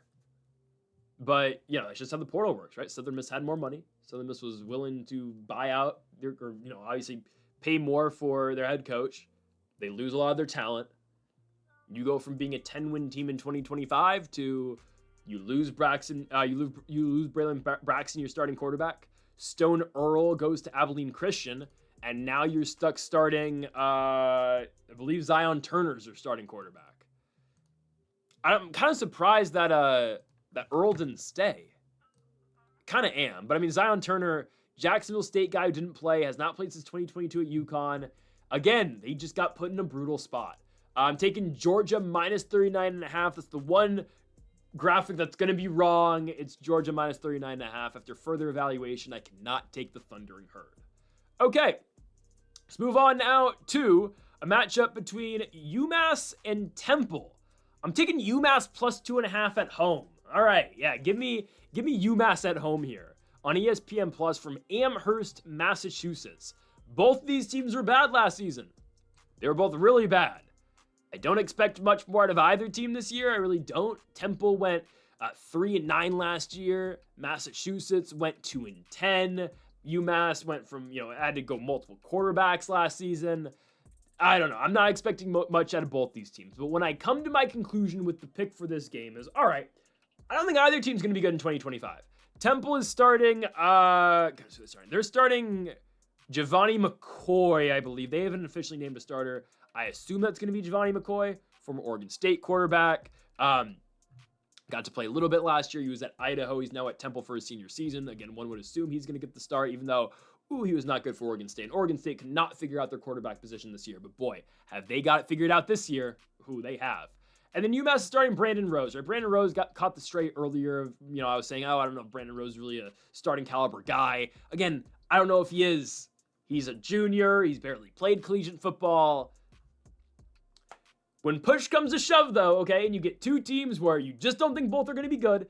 UMass won 2 games last year, and they were both against FCS schools in Central Connecticut and Wagner. Temple won 3 games. They barely got by FAU in overtime. They beat Tulsa, who everybody beat, and they beat Utah State in an off year from Utah State. Trust me, the Aggies are going to be much better in 2025. Yeah, both the teams aren't very good, okay? So here's my philosophy with this. You get 2 teams who aren't very good, okay? One's at home and one's an underdog at home. I'm playing the value, okay? I'm not... will I bet on this game? I might. No, I don't know. Brandon Rose has got Big 12 experience. The most I can say there, he had to play the BYU game because Isaac Wilson. But Utah's found their guy this year, don't get me wrong. But Brandon Rose had to play the Holy War last year. You go from the Holy War to playing Temple at 12:30 in Amherst, 3:30 in Amherst, Massachusetts. I mean, it doesn't get better. It doesn't get better than that. Taking Brandon Rose. Giovanni McCoy. Giovanni McCoy's a turnover machine. Give me UMass, okay? Give me UMass to win the game plus 2.5. We give them plus money on the money line. Yeah, turn me up for that. Okay, next up, let's go to UVA versus Coastal Carolina. So, can Virginia win the non-conference games this season? Because last year, it was brutal last year for Anthony Calandria and Virginia. They kick off the year. They beat Richmond. They barely get by Wake Forest. That's a conference game, obviously. And they lose to Maryland in week 3. Okay. Who are they playing week 2 this year? They're playing NC State, William & Mary. They could probably... Virginia could be 4-0 this year to start. We'll see. Their non-conference their non-con's much easier this year is what I'm getting to, right? They lost to Maryland earlier on in the season last year, and they couldn't really figure things out. You lose Calandre, obviously. He's starting at the University of Las Vegas, Nevada now, and in comes Chandler Morris, who arguably is an upgrade. I don't know. Chandler Morris is a good quarterback, guys. UNT quarterback. Threw for a bunch of yards last season for the Mean Green, threw for 3,774 yards. He was a guy that was at Oklahoma prior, at TCU, but officially got to be the guy and the starter last year for the North Texas Mean Green. That's a great quarterback to have. Nothing against Calandria, but hey, Calandria went down to the Mountain West. Chandler Morris is going up to the ACC. Now, don't get me wrong, some of the best Mountain West teams could obviously hang with ACC squads, Stanford, but this is a good quarterback to have. Really good quarterback to have. Coastal Carolina, I was very surprised when I found out that Emmett Brown, thank you, didn't even get close to winning the starting job, apparently. It's not him. Instead, the starting quarterback for Coastal Carolina this season, let me just make sure I get this one right. Yeah, it's Tad Hudson. Tad Hudson has won the starting job for Coastal Carolina this year. Really? I mean, is Emmett Brown a locker room problem everywhere? Because legitimately, he leaves Wazoo, goes to San Jose State, plays well for San Jose State, and somehow is not the starting quarterback, randomly gets benched for Walker again. I mean, I don't know, maybe he's sleeping with the coach's daughter or something. I don't know. Comes to Coastal, I kind of thought, okay, he's going to be the guy here. No. Loses the starting job to a sophomore who barely played his freshman year. Emmett Brown's got the talent. I don't get it. He's got a good arm. What? And he loses to yet another tall dude. He lost starting job to Walker again, who's much tall. Emmett Brown's 5'10", that's the problem. Emmett Brown's 5'10", Agget was 6'4", is 6'4". Tad Hudson, 6'3". Emmett Brown's got to start at some point this season, right? Got to. So yeah, they have gone with Tad Hudson as the starting quarterback. Coastal also got MJ Morris from Maryland. But I believe Emmett Brown has to be 2, right? No way he's 3 here, right? I would assume. I don't believe in Tad Hudson. I don't. You're getting really your first big start, obviously, of the year. You're going on the road to take on Virginia. New era of Virginia football. Chandler Morris at the helm. I know, again, UVA struggled last season. They only won 5 games. But you go from Calandria to Morris, which, in my opinion, is an upgrade. I think they get better at that position. I think they beat Coastal Carolina, and I believe they covered against Coastal Carolina as well. 12 points is a lot, and Coastal was competitive quite a bit last season. At points, they were an underwhelming team. They started off hot. They were 4-1. They beat ODU in a shootout.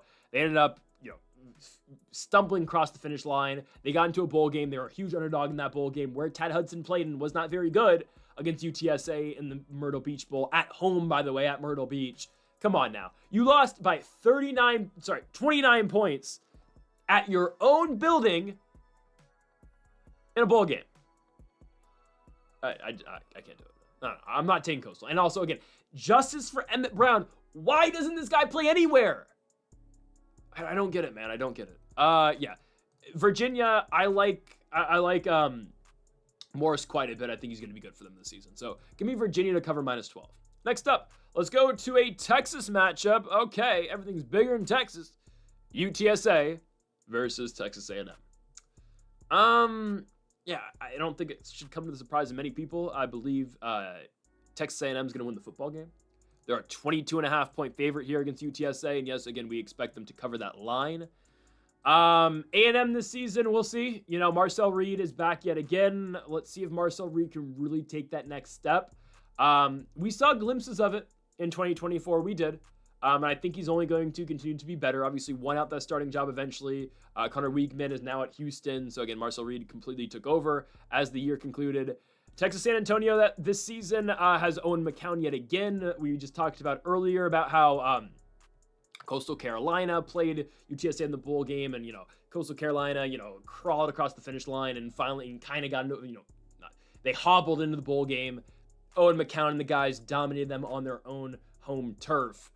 UTSA can score, I will give them that. Their offense is good, but their offense is good for the American Conference.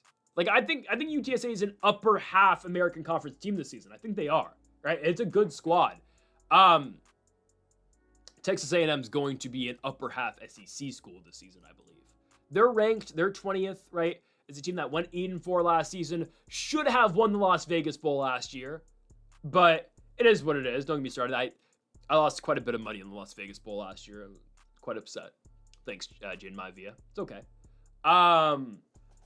A&M's got the tools, though, man. I firmly believe in Marcel Reed. I think the defense is going to be better this year. I mean, they had a game where, they played Texas really close at the end of last year, right? 17-7 game against Texas. Ultimately lost the game to the Longhorns, but they were right there with the Longhorns at the end of the season. They were a team that went 8-4, lost to Auburn, lost to Texas, but again, we're 8-2 at one point in the year. There was a discussion, right? If they can, obviously, if they could beat Texas, they were going to be in the playoffs. Had a competitive loss to Notre Dame to start the year, but again, that was before they went to Marcel Reed. Reed gets a full season as a starting quarterback now. I believe they've got to be better. And sure, I like the Roadrunners quite a bit with Owen McCown. I think that offense can be quite explosive. Again, though, it's a different animal when you got to go play at Kyle Field in front of 100,000 people in the SEC. It's the Southeastern Conference, man. It's just different, okay? It's just different in the SEC, okay? I'm taking Marcel Reed and Texas A&M. I believe they're going to be better than they were last year, and I think, again, a lot of that has to be credited to Marcel Reed gets to start all 12 games this year, and he gets to start in week 1. That's going to be a big difference, okay? Give me Texas A&M to win and to cover 22.5 points against Owen McCown and Texas San Antonio. Next up, we go to Michigan versus New Mexico on NBC. Boy, do I have a lot to say about this game. Bryce Underwood is the starting quarterback of the Michigan Wolverines. He wins the job over Mikey Keene. Oh, man. It sucks because I really like Mikey Keene. I really do. And I was really excited for him to get a shot starting for Michigan this season. He's not the starter. It's Bryce Underwood.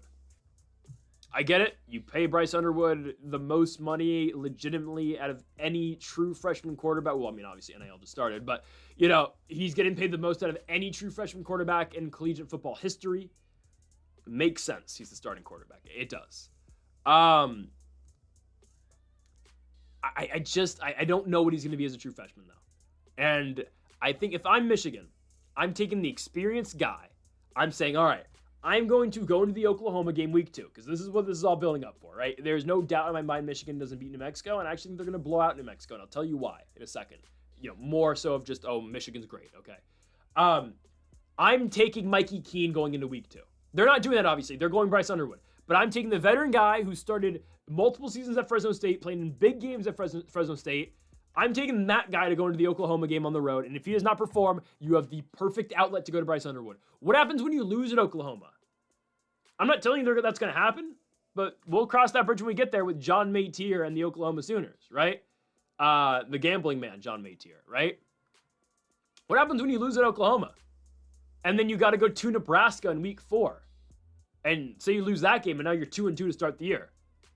I mean, Michigan season obviously just always hinges on Ohio State. If they can beat Ohio State, then it's a great year, right? Michigan State, I guess they can make the claim they were the national champions last year, right? Ohio State, they go through the playoffs, but you can't beat the Wolverines at the shoe. But we will see. I think Bryce Underwood's a great talent. I just think that it should be Mikey Keene right now. Michigan's defense is obviously still elite. The problem with Michigan was last year, they couldn't score. It was Davis Warren, it was Alex Orji, and it was Jack Tuttle. There was not a lot of orgies in the end zone for Michigan, okay? They couldn't get the orgy going in the end zone. We'll see. And there's no orgies at UNLV either. What are we doing? Anyways, I look at this game between Michigan and New Mexico, and I think Michigan blows them out. One, their defense is still elite. It's one of the best in college football. Bryce Underwood, will there be a learning curve? Maybe. But if there's a team where he can just kind of dominate against, it's probably be New Mexico. Guys, New Mexico's entire team is gone. Half of them just left in various spots in the portal. The other half left to Utah. And the main guy, Devin Dampier, could be legitimately one of the best quarterbacks in college football this season. He is now playing for the Utah Utes. He's a guy who is going to get Heisman votes this year. He's at Utah. Eli Sanders, their best running back, went to USC. Luke Weissong, their leading receiver, went to Arizona. Christian Ellis, their best defensive player, went to Virginia Tech. All of their players have gone. A lot of their, man. It's a brutal ask out of New Mexico this season, right? Because Bronco Mendenhall is now at Utah State, right? So I just don't get it. He goes to New Mexico for 1 year, and then now he leaves and stays in the Mountain West. Nobody follows him to Utah State. They all follow the offensive coordinator instead to Utah. And then, Weissong goes to Arizona. Eli Sanders goes to USC. He's going to get some run at USC this season. And then obviously the big prize, Dampier, who threw for 2,800 yards and ran for 1,200 yards, goes to Utah. It sucks because New Mexico was so fun last year. They were a fun team. Yeah, they wouldn't win a lot of games. They won 5 games. But they were a fun team to watch. They had an explosive offense, and they would stay in games. It's like their basketball team was much better, in all fairness. But, their basketball team was so fun to watch last year, too. And, look, Donovan Dent goes to UCLA. They lost. Damn. Yeah, that sucks for New Mexico sports, man. You lose Donovan Dent in basketball. You lose Devin Dampier. You lose everything with that basketball program, man. I don't want to get caught up in basketball, but yeah, UNM was so fun to watch in both sports. And now they're nothing this year. Legitimately, they have been completely stripped down this season. They're going to get blown out. And by the way, yeah, you get to start on the road to Michigan. Oh my goodness. And you lose Richard Pitino for basketball too. I hate it, man. What did New Mexico do to deserve this? They probably didn't open up their checkbooks, but yeah, it's brutal. I'm going Michigan minus 37 because yeah, the backups will eventually come in. Mikey Keene will eventually come in, and Mikey Keene's going to be looking to score at Michigan, right? After what happened last year to him when he was playing for Fresno State at Michigan, right? It's going to be an all-around blowout. New Mexico, simply put, will just not be able to hang against the Michigan Wolverines. Okay, we move on now to Utah State versus UTEP. So, an interesting game, right? Malachi Nelson has finally done it. He has become a starting quarterback in college football. I am not going to hate on that. Again, I used to dream to be a Division I college football quarterback too, and I'm not trying to take a shot at Malachi Nelson at all. That's every football player's dream, right? Anyways, those dreams died after my senior year of high school, right? It is what it is. Anyways, Malachi Nelson, shout out to the guy, right? He gets a shot. He is starting at Texas El Paso. Also, I wasn't a 5-star quarterback though, right? So Malachi Nelson, if I was a 5-star quarterback, I'd probably be, at I don't know, I'd be still trying to play for the Montana Grizzlies. Actually, that's a good school. I'd be trying to play for, I don't know, some FCS school, a D2 school in Vermont. I don't know. Anyways, Malachi Nelson's finally gotten his shot, right? Former 5-star product at Southern California doesn't pan out. Simply put, does not pan out at all. Never gets the opportunity. Never the guy. He goes to Boise, thinks he's going to be the starter. Projected to be the starter. Gets beat out by Maddox Madsen. What happens? Maddox Madsen leads them to the playoffs. So here comes Malachi Nelson into UTEP. I'll be honest, I thought he was going to lose this. He's only a redshirt sophomore. He's still fairly young. I actually thought he was going to lose to Skylar Locklear. Because Scott Locklear was their guy last year. And Locklear, again, was he amazing? No, but he did the job. He did the job for Texas El Paso. Former Austin PA quarterback, never really played for them. I just didn't think they were going to move on for Locklear for Malachi Nelson. And I thought, again, it was going to be kind of a case of like what happened with Maddox Madsen. Like, okay, Nelson comes in and he's just not what they thought he was. And obviously, right, there's got to be, I don't know. Again, I'm not there. I'm not watching training camp. But ultimately, the conclusion that I've come to, and again, I'm not trying to be a hater of Malachi Nelson. The conclusion you have to come to with Malachi Nelson is he's just not as good as they thought he was out of high school. This has happened before, right? I mean, like, look at Jaden Rashada.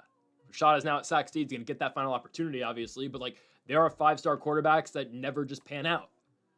The thing with Malachi Nelson is just like, he never got that one opportunity. Now here we go. It's not make or break because, like, okay, he's a sophomore. If he doesn't turn out, he will go to his fourth school in 4 years, his junior year. And, again, if he can't turn out at UTEP, I would recommend the FCS. I'm so serious. I would recommend legitimately an Incarnate Word. I'd recommend go play at Georgetown. They've got a football program. Don't do that. Hell, why not? You know, like that's what I would recommend for Malachi Nelson if this doesn't work out this season. I think he's gonna be all right. I don't think he's gonna win week 1 at Utah State though. I feel like this line right now, the line's what? 6 points. I think this is actually gonna go back the other way. I think Utah State's gonna close at about 3.5, 4. Because I think there is going to be a lot of optimism and belief around Nelson. I think there's going to be a little bit of hype around Malachi Nelson. Okay, you know who's a better quarterback than Malachi Nelson? And I know, again, games are not won and lost by quarterbacks. But the reason I talk about quarterbacks so much is because, well, a good amount of the game does depend on the quarterback. Okay, let's just be honest, all right? You know who's a better quarterback than Malachi Nelson? Bryson Barnes. Bryson Barnes is better than Malachi Nelson. He is. And now Spencer Petras isn't around anymore. He graduated. So Bryson Barnes is the guy now. There's no one breathing down his neck no more. Even though Petras took that job in the middle of the season and actually didn't do all that poorly with it. Bryson Barnes will be much better in his senior season. Okay, he'll be much better. And if it wasn't for Cam Rising kind of pushing him out of Utah, he would probably still be a Utah Ute. Or, well, not anymore because Dan Pierre's there. But if Bryson Barnes can just limit the interceptions, he's going to be really solid. Utah State, I believe, is better this season. I believe they are. They turned a page in the second half of last year in 2024. They really found their way on the run game. Now, obviously, their running back and Fashion is now with South Carolina. Jalen Royals, their best receiver, is now with the Kansas City Chiefs. But I believe, again, they did all right in the portal. I believe Bryson Barnes will be a lot better in his senior season. And, again, I don't want to hate on Malachi Nelson. There's a reason he couldn't start anywhere else. There's a reason he had to come to Texas El Paso to finally get a starting opportunity. And I don't think he comes through. I don't think he comes through in his first start. You got to go to Utah. It's going to be cold. It's still August, but still. You got to go to Provo. You got to go to Logan, Utah to play this team. Don't love it. I don't love it at all. I'm taking Utah State here. I'm taking Utah State to cover 6 points. I think they're better than UTEP as a whole, right? UTEP, again, you go from Skylar Locklear last year to Malachi Nelson. Is that an improvement? Is that an improvement? I don't know if it is. Obviously, UTEP thinks it is. Guys, UTEP was a 3-9 team last season. They are a 3-9 team who only beat FIU, Kennesaw, and New Mexico State. Again, Malachi Nelson, you better be a good quarterback in the CUSA with all due respect. It's the worst conference in college football at the FBS level. There is not a lower place he can go. He has to perform at UTEP. And again, I legitimately hope it works out because it would be a really cool story. I don't think it's going to work out in week number 1. Give me Utah State. Okay, next up, we go to Ole Miss versus Georgia State. Ole Miss minus 38. Ole Miss knows how to win games like this. You saw this last year where, they dominated these bad teams, and this is what Kurt Cignetti's talking about. They dominate these bad teams with Trey Harris and Jackson Dart, and obviously Jackson Dart's in a really good spot, apparently, with the Giants. But they dominate these bad teams to start the year. They beat Furman 76-0. They beat Middle Tennessee 52-3. They beat Wake Forest, who, you'd think is a Group of 5 team last year, but believe it or not, they did play in the ACC. They beat them by 34 points. They beat Georgia Southern by 1,000,000 points, and they come into the SEC play, and they play their 8 games in the SEC, and they go 5-3 in those 8 games, right? Okay. My point being, Ole Miss legitimately, this is what they do every year. They beat up on bad teams to start the season.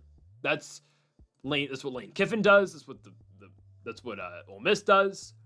The non-conference is always god-awful. This year, it's Georgia State, Wazoo, Tulane, Citadel. Yes, Tulane's a tough matchup. Wazoo is not. Wazoo is the second best team in the Pac-12 this year. Yeah, Oregon State's actually better. I'll get to them in a little bit. Ole Miss is going to beat the shit out of Georgia State. I don't know what else you want me to say.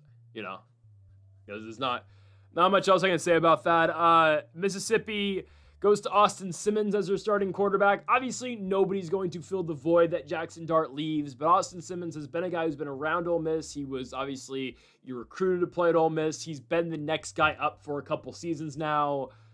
Yeah, here you go. I mean, it's hard to fill those shoes because obviously Jackson Dart, first-round draft pick, tremendous talent who couldn't really play in the clutch in all fairness. But I believe Austin Simmons is going to be good enough. Again, will he be Jackson Dart? No. Right? And will anybody in the receiving corps step up to what Trey Harris did last season? No. But they're going to be good enough. Georgia State, I believe, is still starting Christian Velix. I'm seeing either Christian Velix or Cameron Brown as their starting quarterback. Again, kind of like a situation with UTEP. Like, I'd be surprised if they didn't start Velix. I know he had struggle. He struggled a little bit in terms of throwing picks last year. Cameron Brown, I'll be honest, I'm not too familiar off the top of my head. I just assumed Velix was going to get the start this season. Cameron Brown, Texas Tech backup last year, played 9 plays. He's a sophomore, junior, who's barely played. I think he'll be Velix. He's been around. Maybe not. It doesn't matter. Again, guys, no disrespect. This is what Ole Miss does every year. They beat up bad teams to start the year. Ole Miss minus 38, right? And again, they have gone to Austin Simmons. There's a reason they have gone to Austin Simmons. And you know why they're going to Austin Simmons? Because their backup, obviously, Walker Howard, broke up with Lane Kiffin's daughter. So that leads me to my next game, Louisiana, the Raging Cajuns versus Rice. I'm not joking. It's not like I moved this around so they can be next to each other. No, this is just how it works in the schedule. Go on ESPN. It's Georgia State, Ole Miss, and then Rice, Louisiana. So we go from, the man who used to date Lane Kiffin's daughter, and Lane Kiffin 100% wanted that to be Jackson Dart, but it's okay. It's okay. We all see Lane Kiffin's posts on Twitter. Oh, great job, SEC. The cycle of Lane Kiffin tweets. I love the SEC. I'm so glad we're doing well in the playoffs. Or SEC's doing well in the playoffs. Ole Miss should have been in the playoffs. But we scheduled, Furman in week 1 and beat them by 70 points. Then the next tweet is, oh, here I am with my ex-wife, who I'm kind of back with, kinda. And then here's a picture of my daughter. And Lane Kiffin's always got like the a smile in every picture that he's. Again, I don't want to hate on Lane Kiffin. I just find it hilarious. Okay, my point being, damn well Lane Kiffin wanted that to be Jackson Dart, right? Like, if Jackson Dart was with his daughter and not Walker Howard, all right, Lane Kiffin would be he would have left Ole Miss and he would just be going to every Giants game instead. Okay, I digress. That is that satire, kind of. Walker Howard is the new starting quarterback of the Louisiana Raging Cajuns. So I don't know if there's truth. I think this is true, right? It was an internet thing. I don't know if there's been legitimate backing to it, but Walker Howard leaves Ole Miss because, again, he was dating Lane Kiffin's daughter. They break up, so he's got to leave. Career-wise, best move for him, right? You go to Louisiana, and I actually believe Walker Howard's going to be really good for Louisiana, right? Louisiana's a team that I don't think gets talked about too much because they play in the Sun Belt. They were good last year. They were really good, right? They get to the Sun Belt Championship game last year. They lose to Marshall. Okay. Braylon Braxton and Marshall were great this season. That's why Southern Miss is going to be competitive this year as well in the Sun Belt. They might win the Sun Belt. We'll see. I don't know. Louisiana, oddly enough, had to play TCU in the New Mexico Bowl. Yikes. Lost by 31 points. We all saw that one coming. They didn't. Here's the thing, though. Ben Woldridge, their starting quarterback, just got cut by the Patriots. I hope he gets a shot in their practice squad. I don't know. But Ben Woldridge was excellent for Louisiana last season, right? They go 8-1 with Ben Woldridge at quarterback. The only game that they lose with Woldridge starting was Tulane. He gets injured. They still find a way in the Sun Belt Championship game. They lose to Marshall with their backup quarterback playing, and that was Chandler Fields, who was a senior. He's, graduated now. Woldridge comes back for the bowl game. They do not play well against Texas Christian like expected. And now, again, in comes Walker Howard as the starting quarterback. It's a great spot.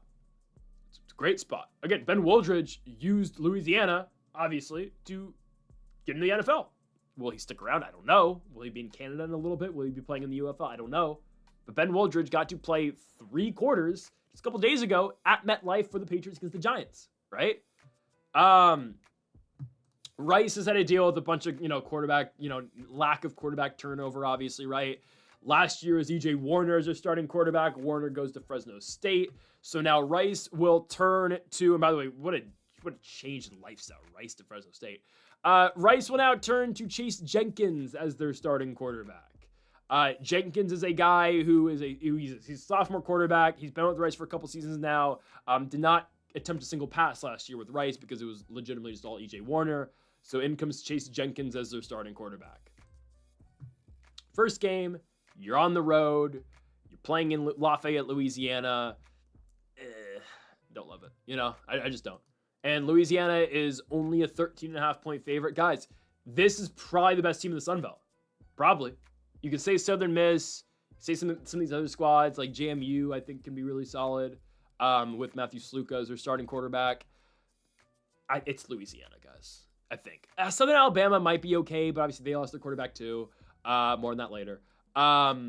Louisiana, they got to be the favorites. They got to be the favorites. I think. I don't know what the betting odds are for this, but Louisiana, I believe Walker Howard's going to be really good. You go from Ole Miss, and okay, you never got a shot. Well, Jackson Dart's a first-round draft pick. And you're behind him. And then, they had Austin Simmons coming up. And you accidentally, I guess, date Lane Kiffin's daughter, and, that breaks off, so you have to go somewhere else, right? Louisiana's going to be okay in the spot. Rice, again, Chase Jenkins' first ever career start, I don't think he's ever gotten a career start. That's kind of brutal.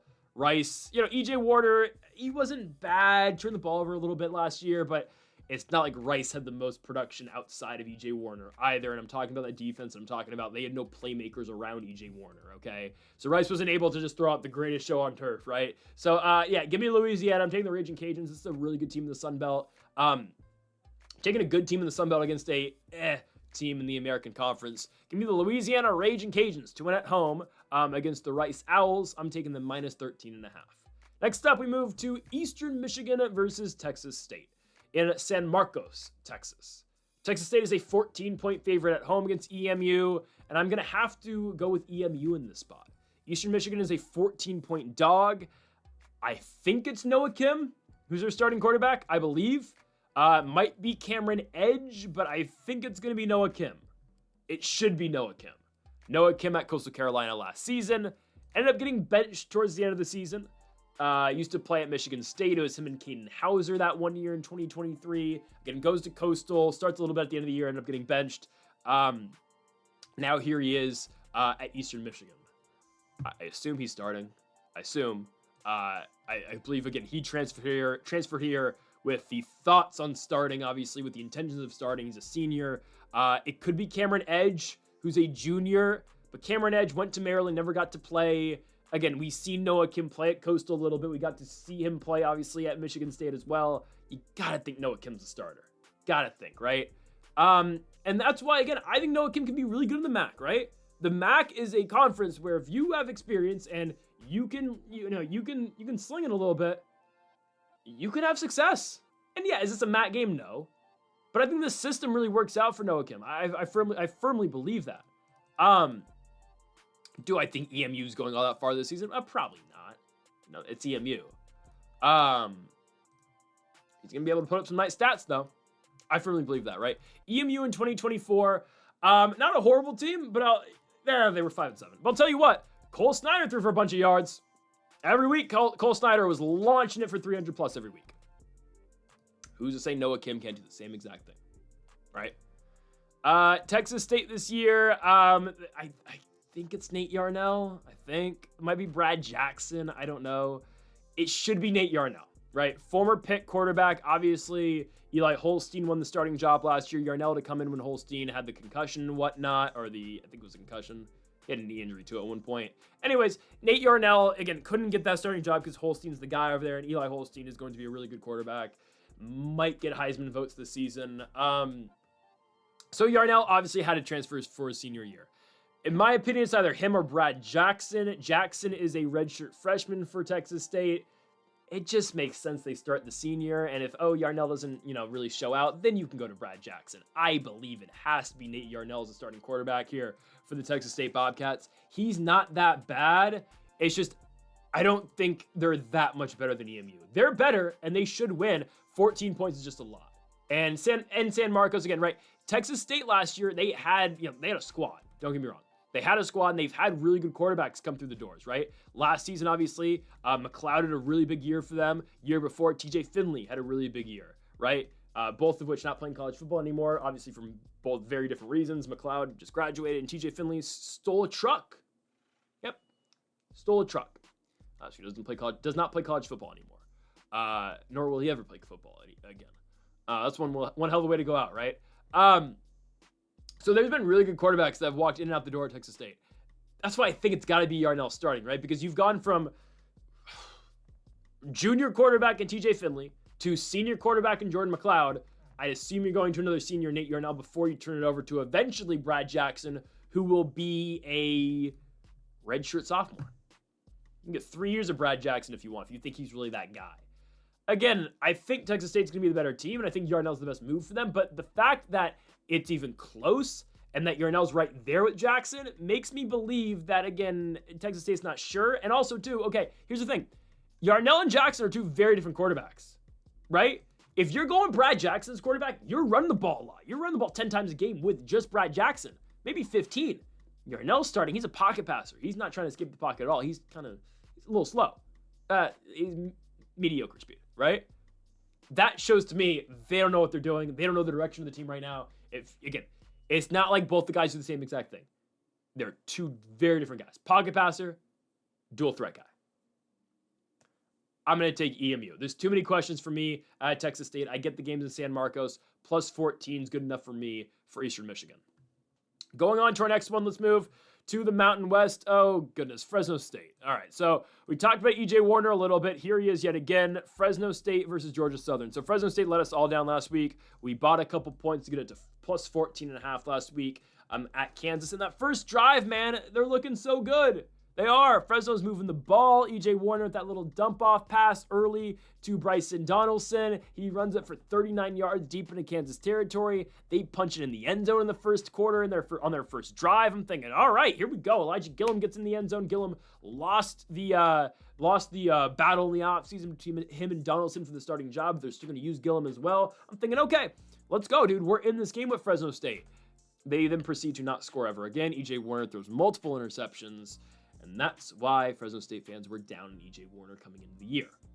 We were sold on the fact that, E.J. Warner is one of the smartest quarterbacks you're going to get. He has got NFL-level smarts. Should have thought better. I should have thought better, is what I'm saying. If they say you have NFL-level smarts, well, that means you're not an NFL-level quarterback. And sure, are we expecting E.J. Warner to be an NFL guy? Maybe. I don't know. Again, just the last name alone. But there's a reason they're talking about his smarts and not his arm talent. Did not play well at Kansas. We'll see if he can get it back this week against Georgia Southern. I think Fresno's going to win. J.C. French returns as the starting quarterback for Georgia Southern here in 2025. J.C. French is a solid quarterback. He is. He's going to kill you with his legs because he will have a lot of opportunities to run. It depends on the game, but that App State game, he took off multiple times. And he's a guy that using short yardage to get, third inches, they're going to run J.C. French, right? J.C. French, a guy who's going to get outside the pocket. He's going to throw on the run. Not a bad quarterback. I just believe it's a tough spot for Georgia Southern because also here's the thing, right? We barely do you get spots of, all right, in this case, Fresno State played in week 0. Georgia Southern, this is the first game, right? Talked about earlier what Sam Houston playing UNLV. Those are two teams that played in week 0, so it's both their second games. I guess Hawaii is going to play Arizona this week, and it's Arizona's first game and Hawaii's second game, but that doesn't really apply because it's Hawaii, and we'll get to Hawaii in a little bit. Georgia Southern hasn't gotten to play yet. They haven't been able to iron out these kinks. Fresno State, for as bad as week 1 was, okay, there's an adjustment that's been made now. They know what they've got. They're coming back home to Fresno to Valley Children's Health Stadium. Is that what they're calling it, I believe? Valley Children's Stadium. Okay, the health's not in there. Not like they're not helping children with health. Anyways, Fresno State's been able to iron out the kinks at this point. They've gotten to see what happened in week 1, week 0, what's good, what's not good, and now you come back home to play Georgia Southern. I believe Fresno's better than Georgia Southern. Again, I still believe Fresno's a decent team. Are they going to win the Mountain West? Obviously not. But I think they're still playable. Again, everything I said going into week 0 about Fresno State, it does remain. Like, I still think they're a solid team. I think EJ Warner can have a productive season in the Mountain West. And you know what? Kansas is just good.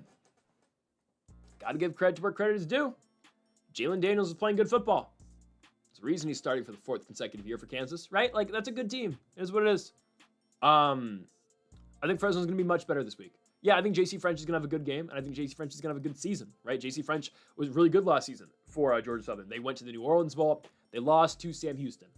I think Fresno wins. I think it's a competitive game. I think it's a close game on paper. Like, at neutral site, close game, right? And we will never forget, by the way, Georgia Southern's week 1 game against Boise State last year, where they scored 45 points and still lost because Ashton Genty had 300-something yards on the ground. Okay, we will never forget that game.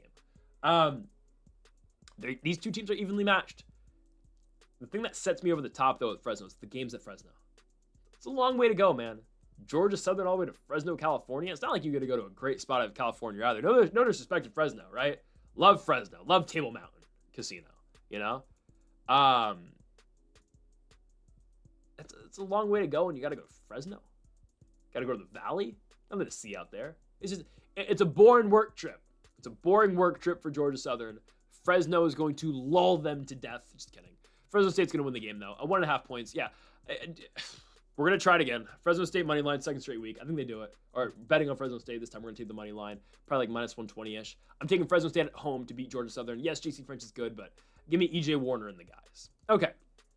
Next up, Oregon State versus Cal. I think Oregon State's going to be good this year. I think so. This is going to be the best season of Pac-2 Oregon State. And yes, it's the 2nd year of Pac-2 Oregon State. I don't know how they got Malik Murphy to come here, but they did it. I don't know how they got this, but here he is. Now, there were some locker room concerns with Malik Murphy. Don't get me wrong. Malik Murphy last year, I guess we can call, infamously, I guess we can say, it got benched because he scored a touchdown for Duke. I believe it was very early in the game. I think it was the first pass of the game, the first drive of the game that Malik Murphy had for Duke. He throws a touchdown pass. I think, was this the VTech game? I don't remember which game it was. I think it was the VTech game. Or no, was it the Wait game? Was it the final game of the year? No, I think it was VTech. It was a home game. Or was it FSU? I don't know. No, it was definitely VTech. Malik Murphy throws a touchdown, is all pumped up, gets the crowd going, looks at his own box, their own coach, where the coaches are at, and flips both of them off, gives them the bird, or just whoever is up there, gives them the bird. What? Still don't know what happened there. So, again, from what I've gotten from that, a little bit of a locker room problem, Malik Murphy. The guy can play football. Okay. If you just figure it out a little bit, it's a pretty good passer. Pretty good guy on the field, Malik Murphy. Oregon State, they're trying. I'll give them this. They are trying now. Okay? You're in the Pac-2. I believe they're much better than Wazoo this season. Mainly because Wazoo, their defense isn't very good. And Oregon State, by the way, last year couldn't score. Okay, that problem's fixed. You have a pretty, I don't know if I want to call him elite. You got a really good quarterback, though, right? Like, again, we saw how bad Gulbranson was for Stanford in week 0. Giovanni McCoy's at Temple now. Like, you've gotten rid of your quarterback problem. Gabari Johnson's still on the roster, but he's the backup now. Like, you've gotten your guy. Malik Murphy is your starter for the rest of the season. He's going to be really productive for you this year. I think they beat Cal week 1. I think they do. Last year they went to California. They lost 44-7. I'm telling you, it's a huge difference when Ben Gulbranson is starting and now Malik Murphy. By the way, Anthony Hankerson, somehow they convinced that guy to come back. I don't know how they did it, but he's back after such a horrible 2024 for Oregon State. I don't know how the hell you convince him to come back. I don't know how you do it. He ran for over 1,000 yards, sure, but you don't play in a conference. You can't win a conference championship. You probably can't make the playoffs. You're playing for, I don't know, a bowl game. You're playing for the Las Vegas Bowl or you're playing for the Tony the Tiger Bowl. That's a Sun Bowl, but still. I don't know how they got him to stay. And, the offense was horrible last year with the exception of him. They got him back. I'm telling you, Malik Murphy throwing the ball now. Hankerson out the backfield still. It's kind of nasty. And they brought back Trent Walker. I kind of get why Trent Walker's back. He's an Oregon guy. He's from Portland. Portland, Corvallis is like, 2 hours away? I'm surprised they brought back as many guys as they did, though. Especially, again, now you got Malik Murphy here, too. I assume Oregon State's just got a lot of money. California, not that impressed. You lose your quarterback, Fernando Mendoza, right? Your running back last year, Jaden Ott, is at Oklahoma, right? Your other running back, Javion Thomas, is at UCLA, right? So they split both of those guys, right? Both those guys had varying levels of success. Some nights it was Jaden Ott. Today, for the most part, it was Javion Thomas, who ended up beating out Jaden Ott for the starting job. Anyways, both those guys are playing in the SEC and the Big Ten, respectively, now. Okay. What does that leave you with Cal? Not a lot. California, they got kind of stripped. They don't have a lot of talent anymore here. Their starting quarterback is not CJ Harris, because CJ Harris has obviously graduated. Fernando Mendoza's at Indiana, and Chandler Rogers graduated as well. So they had to completely dip back into the portal, and let's welcome in starting quarterback Jaron Kawi Sagapulete. Probably butchered his name. He is a former 5-star quarterback, is what I know, though. He's a former 5-star from, was he USC as well? I think he was USC. I think. I believe. No, he's Oregon. Sorry, Oregon. He was an Oregon 5-star. Not USC. Yeah, he's starting week 1. True freshman. Never played a game of collegiate football yet. Oh. At Corvallis against Oregon State. This is not going well. It's not going well for them. I mean, again, it's not like he was a high-level guy like a Bryce Underwood, like a Juju. And again, yeah, what was he? 88th overall player in the class. 4-star, but some will say he's a 5-star. I don't understand. 9th overall quarterback. Again, that's great. I don't care what level quarterback you are. If you're not Bryce Underwood, you're not Juju Lewis, I don't like you starting week 1 as a true freshman. So originally, he was going to go to Oregon, decommitted and entered the portal because Cal needed a quarterback. So he just went there, obviously. He was not going to start over Dante Moore at Oregon, obviously, right? So here he is. I don't like it. I think Oregon State's the way better team here, and we just detailed again, Oregon State brought back a lot of guys offensively that I like. They brought back their leading receiver and running back last year, and you have a legitimate quarterback now. I'm not telling you Oregon State's going to make the playoffs. They could win 10 games this year. They could. There's a good chance they only lose to Texas Tech and Oregon. They're going to beat Wazoo. They played Wazoo twice this year. Never done before. I'm sure not since like the 1910s. Where they're going to play a team in a home and home this year. They're going to beat Wazoo twice. Legitimately, they might only lose to Texas Tech and Oregon. They might. I'm taking Oregon State to beat California. I believe they get it done. They are 3-point favorites. And yes, they're going to cover this line. Cal, again, lost a lot in the portal. You lose Mendoza. You're going to a true freshman for week number 1. Do not like it. Give me the Oregon State Beavs to win on the road or at home against California. Next up, we go to Hawaii versus Arizona. So we mentioned earlier, right, there's not many teams that play in week 0 and play teams who haven't played yet, right? Usually, teams that play in week 0 either just don't play in week number 1 or they'll play other teams that played in week 0, right? Example, UNLV versus Sam Houston.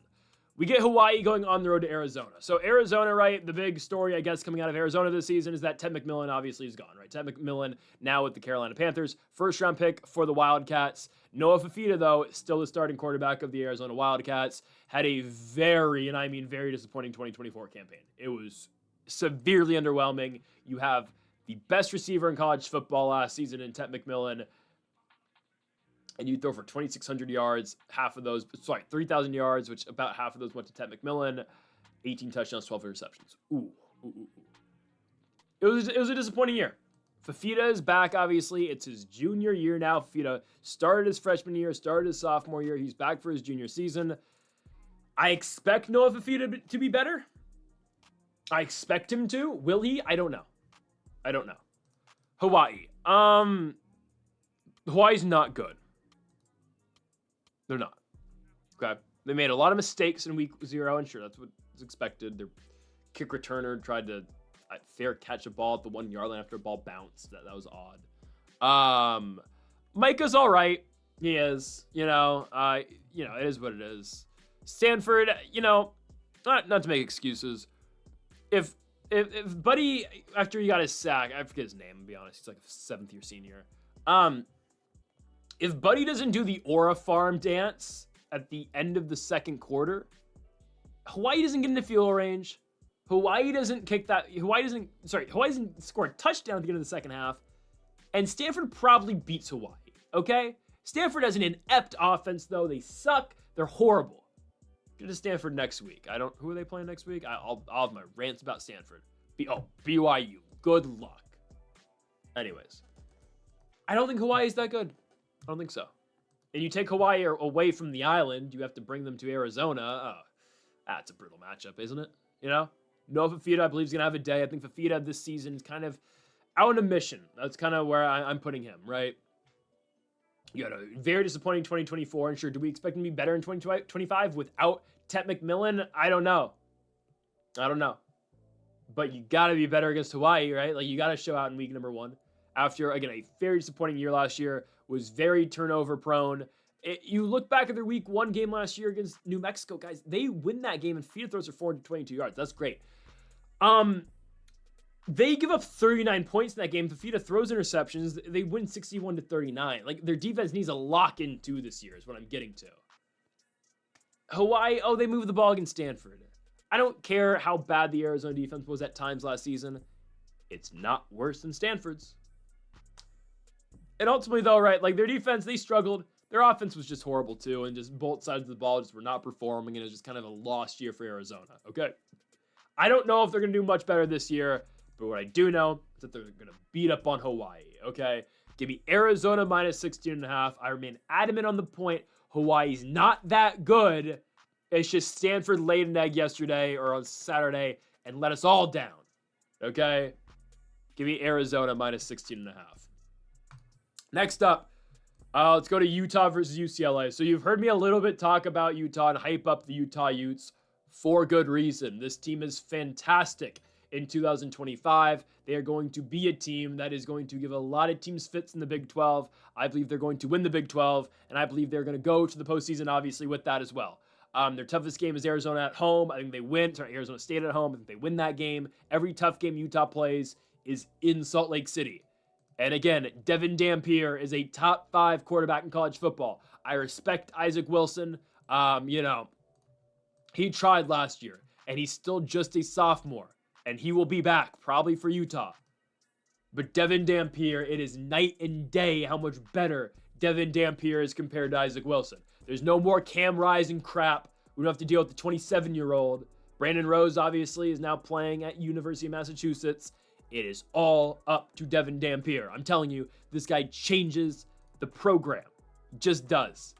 He can get it done with his legs. He can launch the football as well. This is the best dual threat quarterback in college football, maybe other than Arch Manning, if that's what you, maybe, I don't know. Yeah, probably. Devin Dampier is fantastic, guys. He is. He's a fantastic quarterback who will shred UCLA. Okay? He's going to shred these guys. UCLA, Nico's here. Oh, that's great. Nico, who got less money to go to UCLA than he could have stayed at Rocky Top and been the guy for Tennessee. This dude walked out with Peyton Manning and Morgan Wallen in Knoxville. And you let that go. And you threatened to sit out a playoff game. What a disgrace, man. We're hate watching UCLA all year long. Sorry, I'm hate watching Nico this season. I just am. I am. Same thing every single year with UCLA. Oh, they've got talent. Oh, they're going to be okay. They're going to be like middle of the pack. Like, all right, fine. Or no, they're going to be higher end. Pac-12, they're supposed to be higher end every single season. Same thing with them. They've got some talent. They never perform, okay? You're in Los Angeles and you can't recruit the best players. You don't ever win in the portal other than you got Nico. You spent $2.5 million on a guy who, is just in it for the money at this point. His dad's ruining his career being his agent, or I think they changed that now. But still, no, I don't buy this. I don't buy UCLA being a good team this year. Same old, same old. Being in the Big Ten does not benefit them at all. It actually hurts them more than any other of the Pac-12 teams in the Big Ten. Seriously. Washington, They're going to be better this year with DeMond at quarterback, okay? And we'll get to them in a few seconds here. Oregon, always going to be a powerhouse. USC, they can recruit. They can get portal guys. They're going to be decent. What is UCLA? The worst team to go into the Big Ten from the Pac-12. I'm telling you, they're going to get dominated. Utah last year was so good defensively. They just could not move the ball. No disrespect to Isaac Wilson, he could not move the ball downfield. It was a rare event when Isaac Wilson would launch the ball downfield and it was caught. I think he's a very raw talent. I think he can be really good. But it was an oddity when he launched the ball downfield and be caught. It was all Micah Bernard last season for that offense. He would try his hardest. That defense, though, kept them together. Their O-line was good enough. They tried their hardest. They just could not throw the ball. They're going to be so much better this year with a real quarterback and an elite quarterback to go alongside their defense, which was good enough last season. I'm telling you, Utah held Houston to, and again, these are not powerhouses, but held Texas Christian to 13 points, held ASU to 27, Houston to 17, BYU in a really close game to 22, UCF to 14, Baylor to 12, OK State to 19. They're going to be really good this season, man. Their defense, again, is going to be good again. Their O-line's going to be good. And, oh my goodness, Devin Dampier, best quarterback in college football. Top five quarterback in college football. Just you wait. Utah blows out UCLA on the road. Yes, blows them out. -6, give me the Utes. Next up, Colorado State versus Washington. I'm taking Colorado State plus 20. It's just too many points. It's too many points. Will Washington win? Probably. But Colorado brings back Braden Fowler Nicolosi, another one of these guys. I could have sworn he was a senior last year, but he's back yet again. He's a junior? Why did I think Nicolosi was a senior? That's my apologies. I don't know why I thought Nicolosi was a lot younger or a lot older. That's fine with me. Colorado State guys, were they always fraudulent in 2024? Kind of. They did not have to play Boise. They got by San Jose earlier in the year at home in a game where Horton got injured and they just found a way to win. It is what it is. They never had to play Boise. We knew they weren't, great in the Mountain West, and we saw it coming from a mile away when they went to Fresno. We knew they were going to lose in Fresno, and they did. Fresno cashed for us in a big way late in the season. Okay. They went 6-1 in the Mountain West last year, and again, for as Mickey Mouse as their run might have been, because they played the worst teams in the Mountain West, and they barely got by, like New Mexico, they barely got by Air Force, they barely got by San Jose State, they barely got by UTEP non-conference, they only beat Wyoming by 2 scores, right? For as fraudulent as they kind of were, Braden Fowler Nicolosi threw for some damn yards. And even with his top receivers getting injured towards the end of the year, he kept it together. He did. Now, was the big storyline of their season, when Nicolosi got confronted at the end of the game by Shedeur Sanders? It was. That was probably the most talked about thing, unfortunately, for the Colorado State season last year, because they were on national television. They hosted the Colorado Buffaloes, and they lost big time. It is what it is. They won games, and their defense held teams. Nicolosi can throw it. Their receiving core, I believe not as good as it was last year, because Torrey Horton, right, with the Seahawks now and whatnot. But Colorado State's an underrated team, I believe. Washington, there's some hype around Washington just because, Will Rogers is gone. It's DeMond Williams now. DeMond's still a redshirt freshman because he didn't play 4 games last year, right? I believe he still has the freshman tag. That's great. You return. Oh, no, he's a sophomore now. Did he play 4 games? He did. Okay. DeMond's a sophomore. He played in 5 games, so he doesn't get the redshirt tag. That's okay. He's a sophomore now. You return Jonah Coleman, who was supposed to be one of the elite backs in the Big Ten. I get that. You return most of that receiving core as well. Okay. It's just, I'll believe it when I see it with Washington. I think a lot of, at least what I'm hearing from, some Washington students this season is that, the vibes are back. This is what it was. We've got an elite receiving core like we did when we made the national title run. All right. That's fair. I guess you can be high in your team. You like Jonah Coleman a lot. You like DeMond a lot. It's not Michael Penix. You don't have a Romo Dunze. You don't have a Jalen McMillan. You don't have a J-Mac. And you don't have a Jalen Polk. You've got Jonah Coleman back. That's great. You've got Denzel Boston. He's back, who had 800-plus yards last season. I believe their tight end returns as well, I believe. Their other tight end, not Latu. Latu's on the Bills. But DeGraff, I believe, is back as well. I just don't see it. Jonah Coleman's going to be good. DeMond Williams will be better this season. I'm telling you, though, Braden Fowler-Nicolosi in Colorado State will get it going on the road against Washington. 20 points, just too much. Will UW win? Probably. 20 points to me is too much for a squad that was severely underwhelming in 2024. Sure, can you pin that on Will Rogers? You can. But, like, here's my comp. Okay. Eastern Michigan last year went into UW, went to Seattle, and only lost by 21 points. Colorado State's a plus 20-point dog. If we can buy a point and a half, 21.5, completely love the play. Colorado State to cover on the road at UW against the Washington Huskies. We go on now to our final game of the graphic before we get into our 6 feature games. VTech versus South Carolina. This game is on Sunday, right? It's the first of 2 games on Sunday. There's 2 games on Sunday and then 1 on Monday, right? So this other Sunday game, Notre Dame, Miami, and the Monday game, TCU, North Carolina, I'm going to talk about with our feature games. We just have separate graphics for them. I believe South Carolina is going to cover against Virginia Tech. This game is not being played in South Carolina. It's being played in Atlanta at the Falcon Stadium. Obviously, neutral sites, week 1, whatnot. Tennessee, Syracuse playing the day before. We'll get to that game in a second as well. Okay, Lenora Sellers, is he going to make that complete jump in 2025? The answer to that question, I believe, is yes. I think Lenora Sellers is going to be that good. Okay, I didn't see it for the first half of last season, but I did see the potential. I did, and I've always seen the potential out of Lenora Sellers. It's just he never...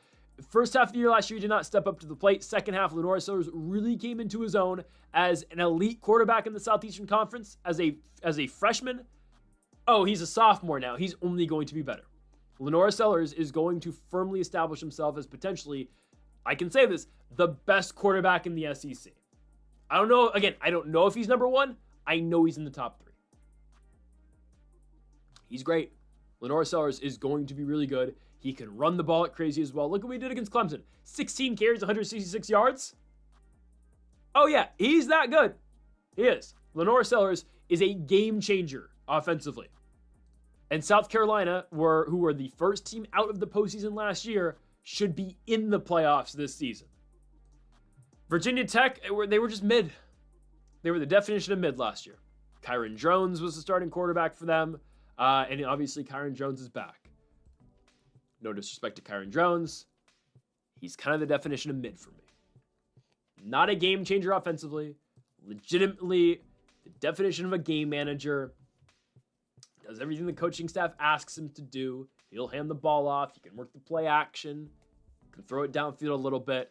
But not a guy that's going to completely change the game just because of his arm and because of his legs, right? He's not a guy that, this is the X factor. It's Kyron Jones. You know who is the X factor? Lenora Sellers. You know who has the better roster? South Carolina. The Gamecocks are going to cover the 8 points. Neutral site, not concerned. It's in Atlanta. Who cares? South Carolina is going to step up to the plate. This team is going to give a lot of teams fits in the SEC. The SEC is fun this year, man. Like, I'm looking at South Carolina's schedule right now. LSU, Oklahoma, Bama, Ole Miss, A&M, and all back-to-back weeks. Coastal and Clemson. That's their final 7 weeks of the season. Oh, boy. SEC's a juggernaut this year. It is. SEC's great. Big Ten's great. I'm going Lenora Sellers in South Carolina to cover 8 points here in Atlanta. They're just the all-around better team than VTech. VTech was just very last year. South Carolina brings back a lot of guys. Lenora Sellers is only improving. The Gamecocks win this game and cover the 8 points. Okay. After 2 hours of these graphics, let's move on to our feature games. We have 6 of them. I'm pretty sure. 5, 6. We'll get to that. First game of the games of the week, Texas Longhorns versus the Ohio State Buckeyes. Give me Texas. Yep. I didn't wear this jersey for no reason, right? I'm wearing a Kevin Durant Texas jersey. Am I a Texas fan? No. I really have no association to the University of Texas. I just decided to wear the jersey. I believe they're beating Ohio State in week 1. I get it. The game's in the shoe. What happened the last time, by the way, that Ohio State played a game in the shoe in the regular season? Can someone tell me that? Lost to Michigan. Right.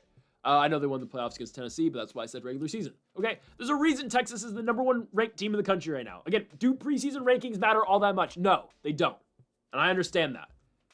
All around, for me, though, Texas is the best team in college football right now. On paper, they are the best team. Offensively and defensively, too. They're a really good team. And Arch Manning is well positioned to be the best quarterback in college football this season. He's got the talent. We know he does. There is no more Quinn Ewers. We do not have to worry about Ewers at all. It is the Arch Manning show.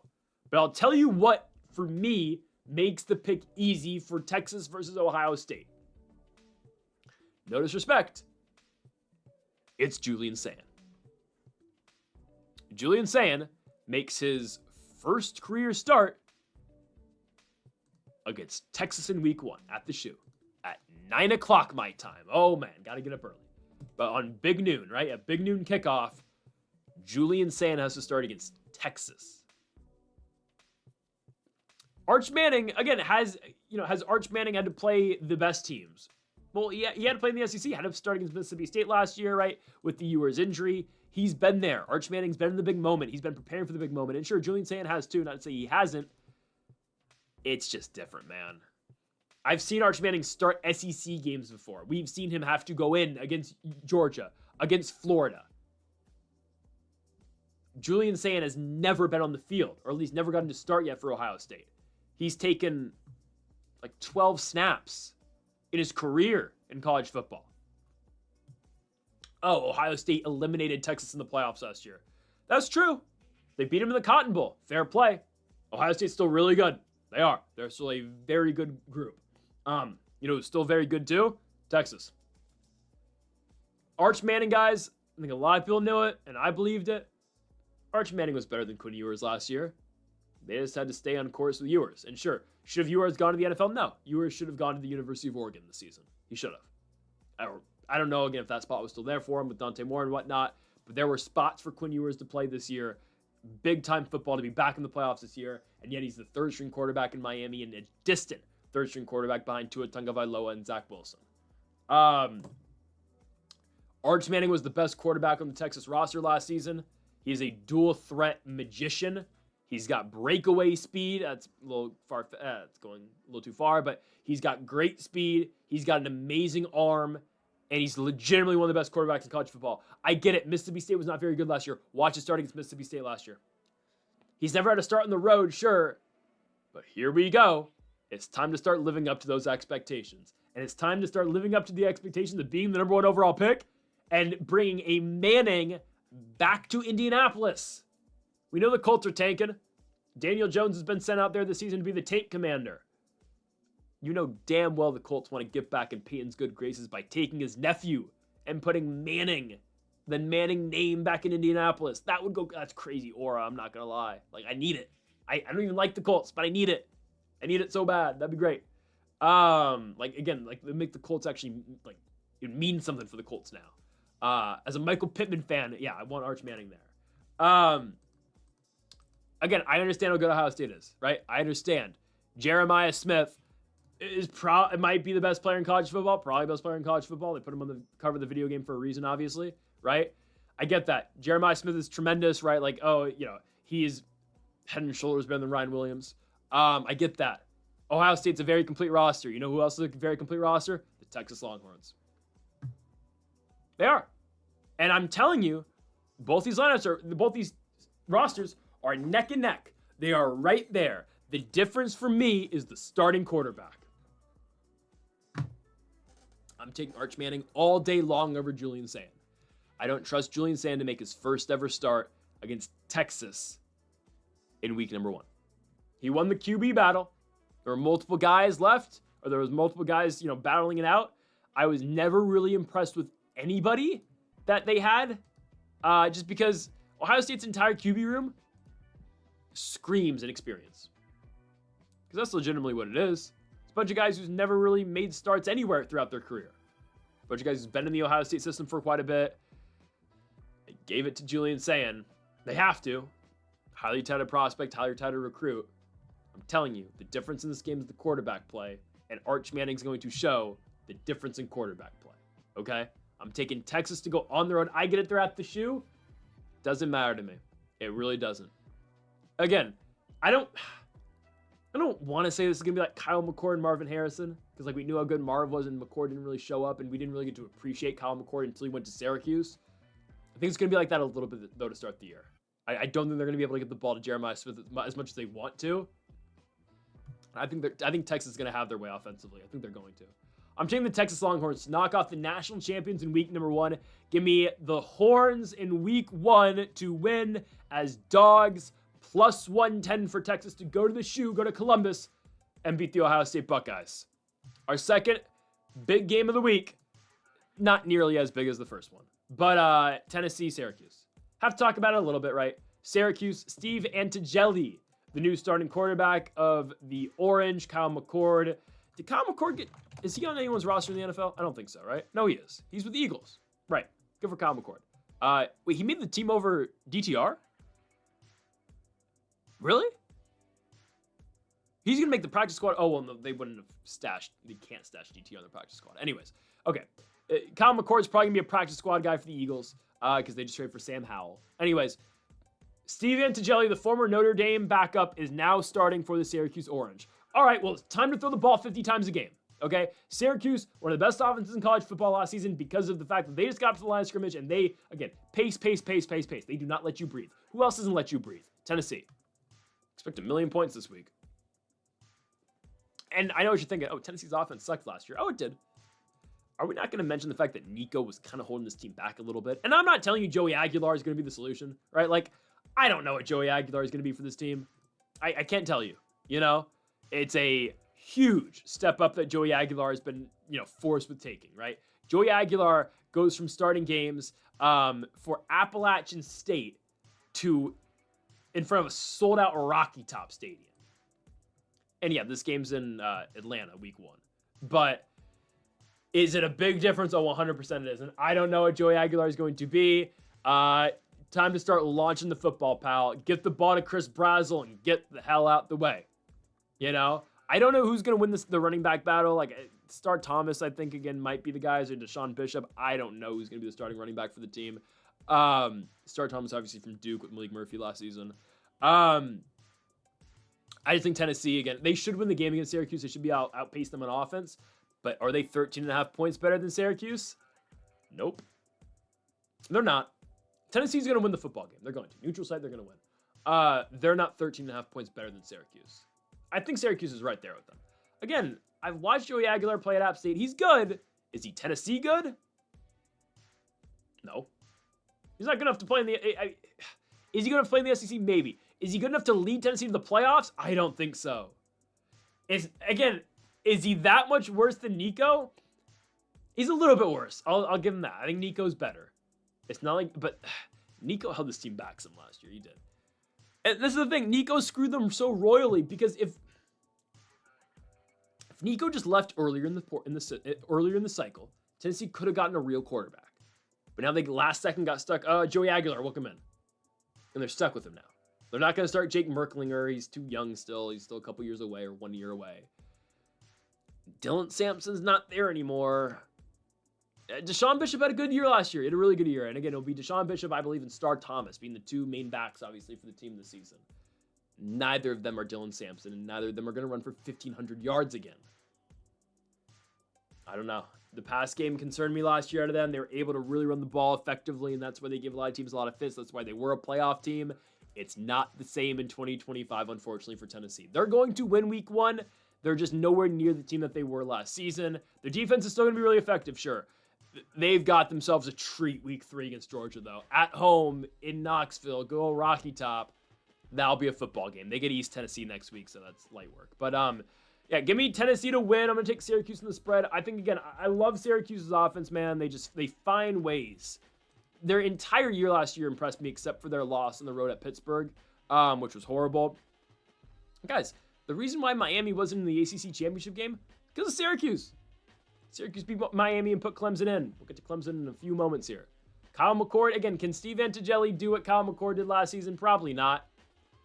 Probably not, because Kyle McCord put up some damn stats. Top 10 in Heisman voting last season. Syracuse had an efficient offense and a great offense.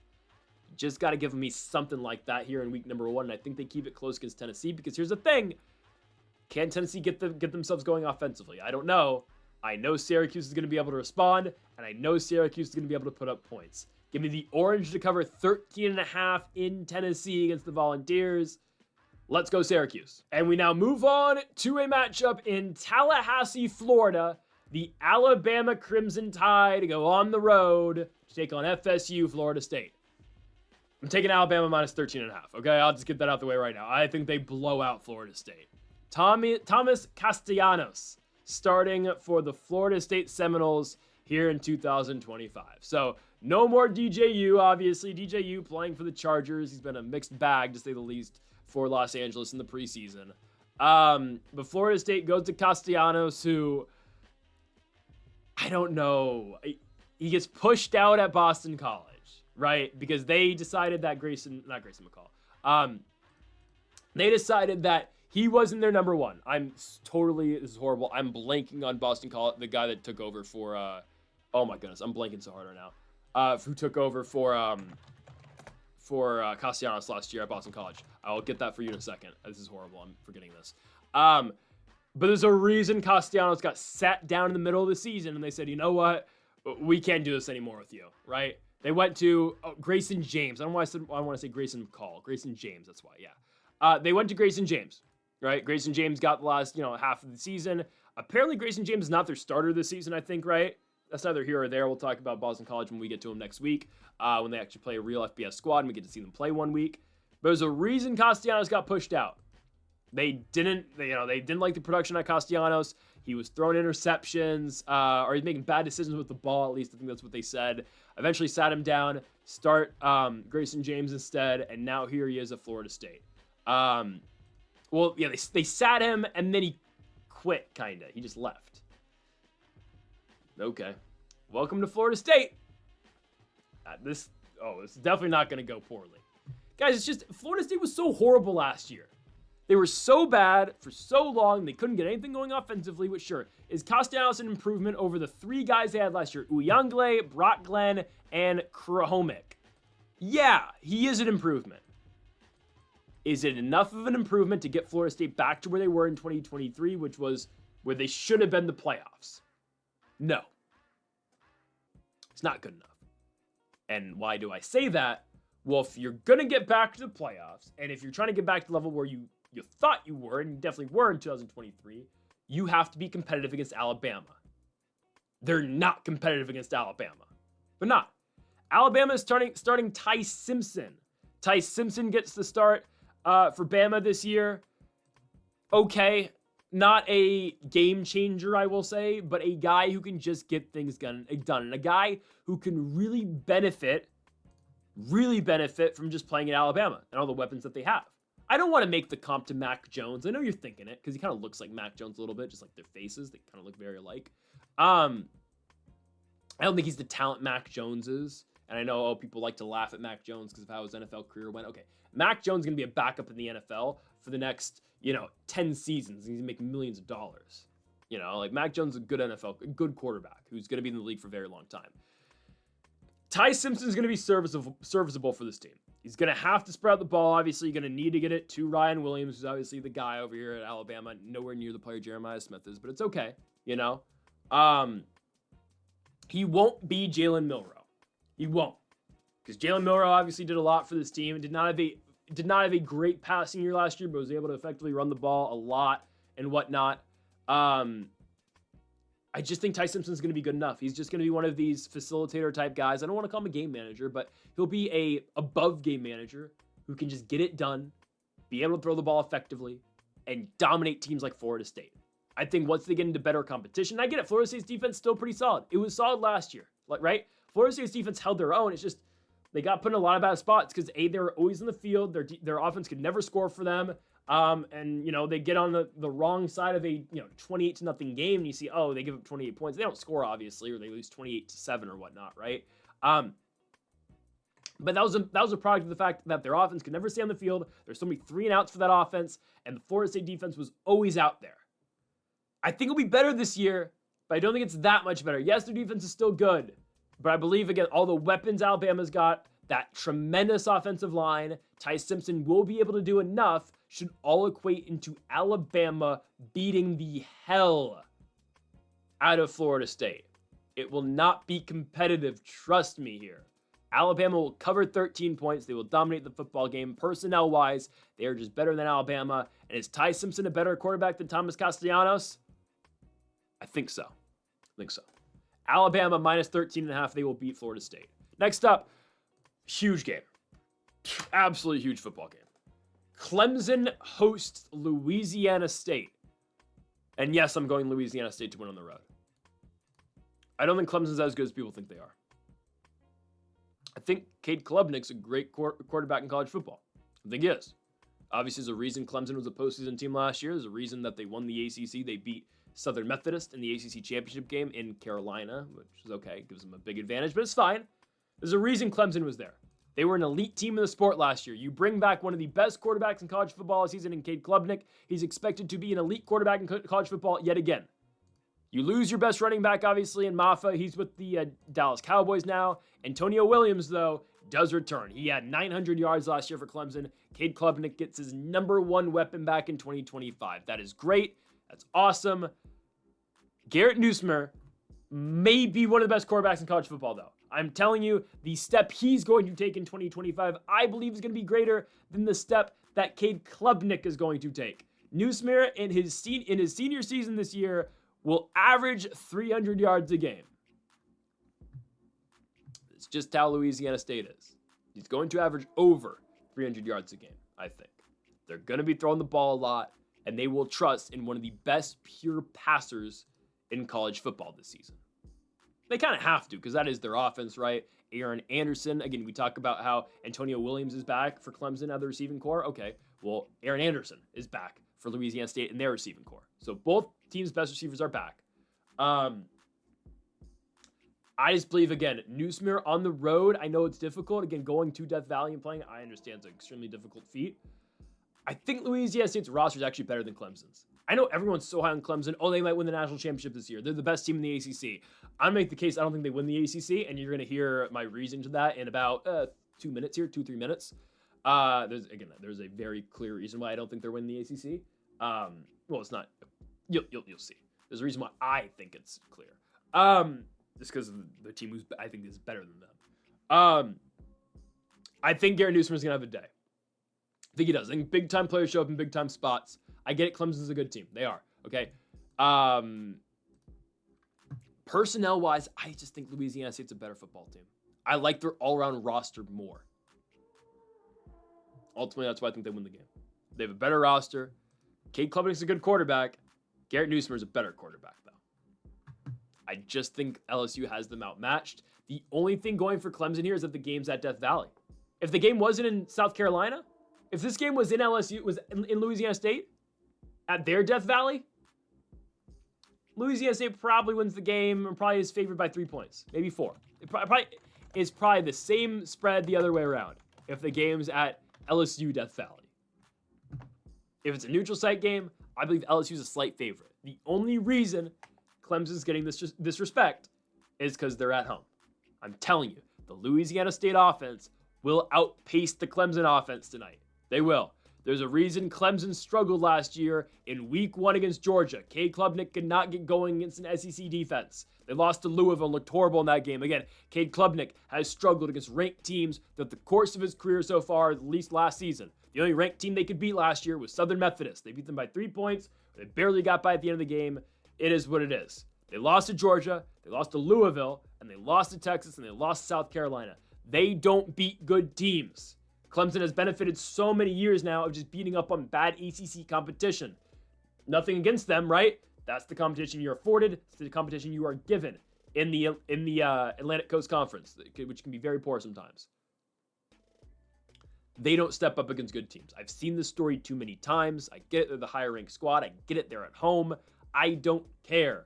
I'm taking Louisiana State to go on the road and beat Clemson. And I get it. LSU last season, right? Early season, they lost to USC. They bounced back. They won 6 straight games. I think they right their wrongs from last year. And by the way, they didn't lose last year, week 1, because of Garrett Nussmeier. They didn't lose because of him. And I know, again, they lose some of that receiving core. Obviously, the big one, Kyron Lacey, alongside Aaron Anderson.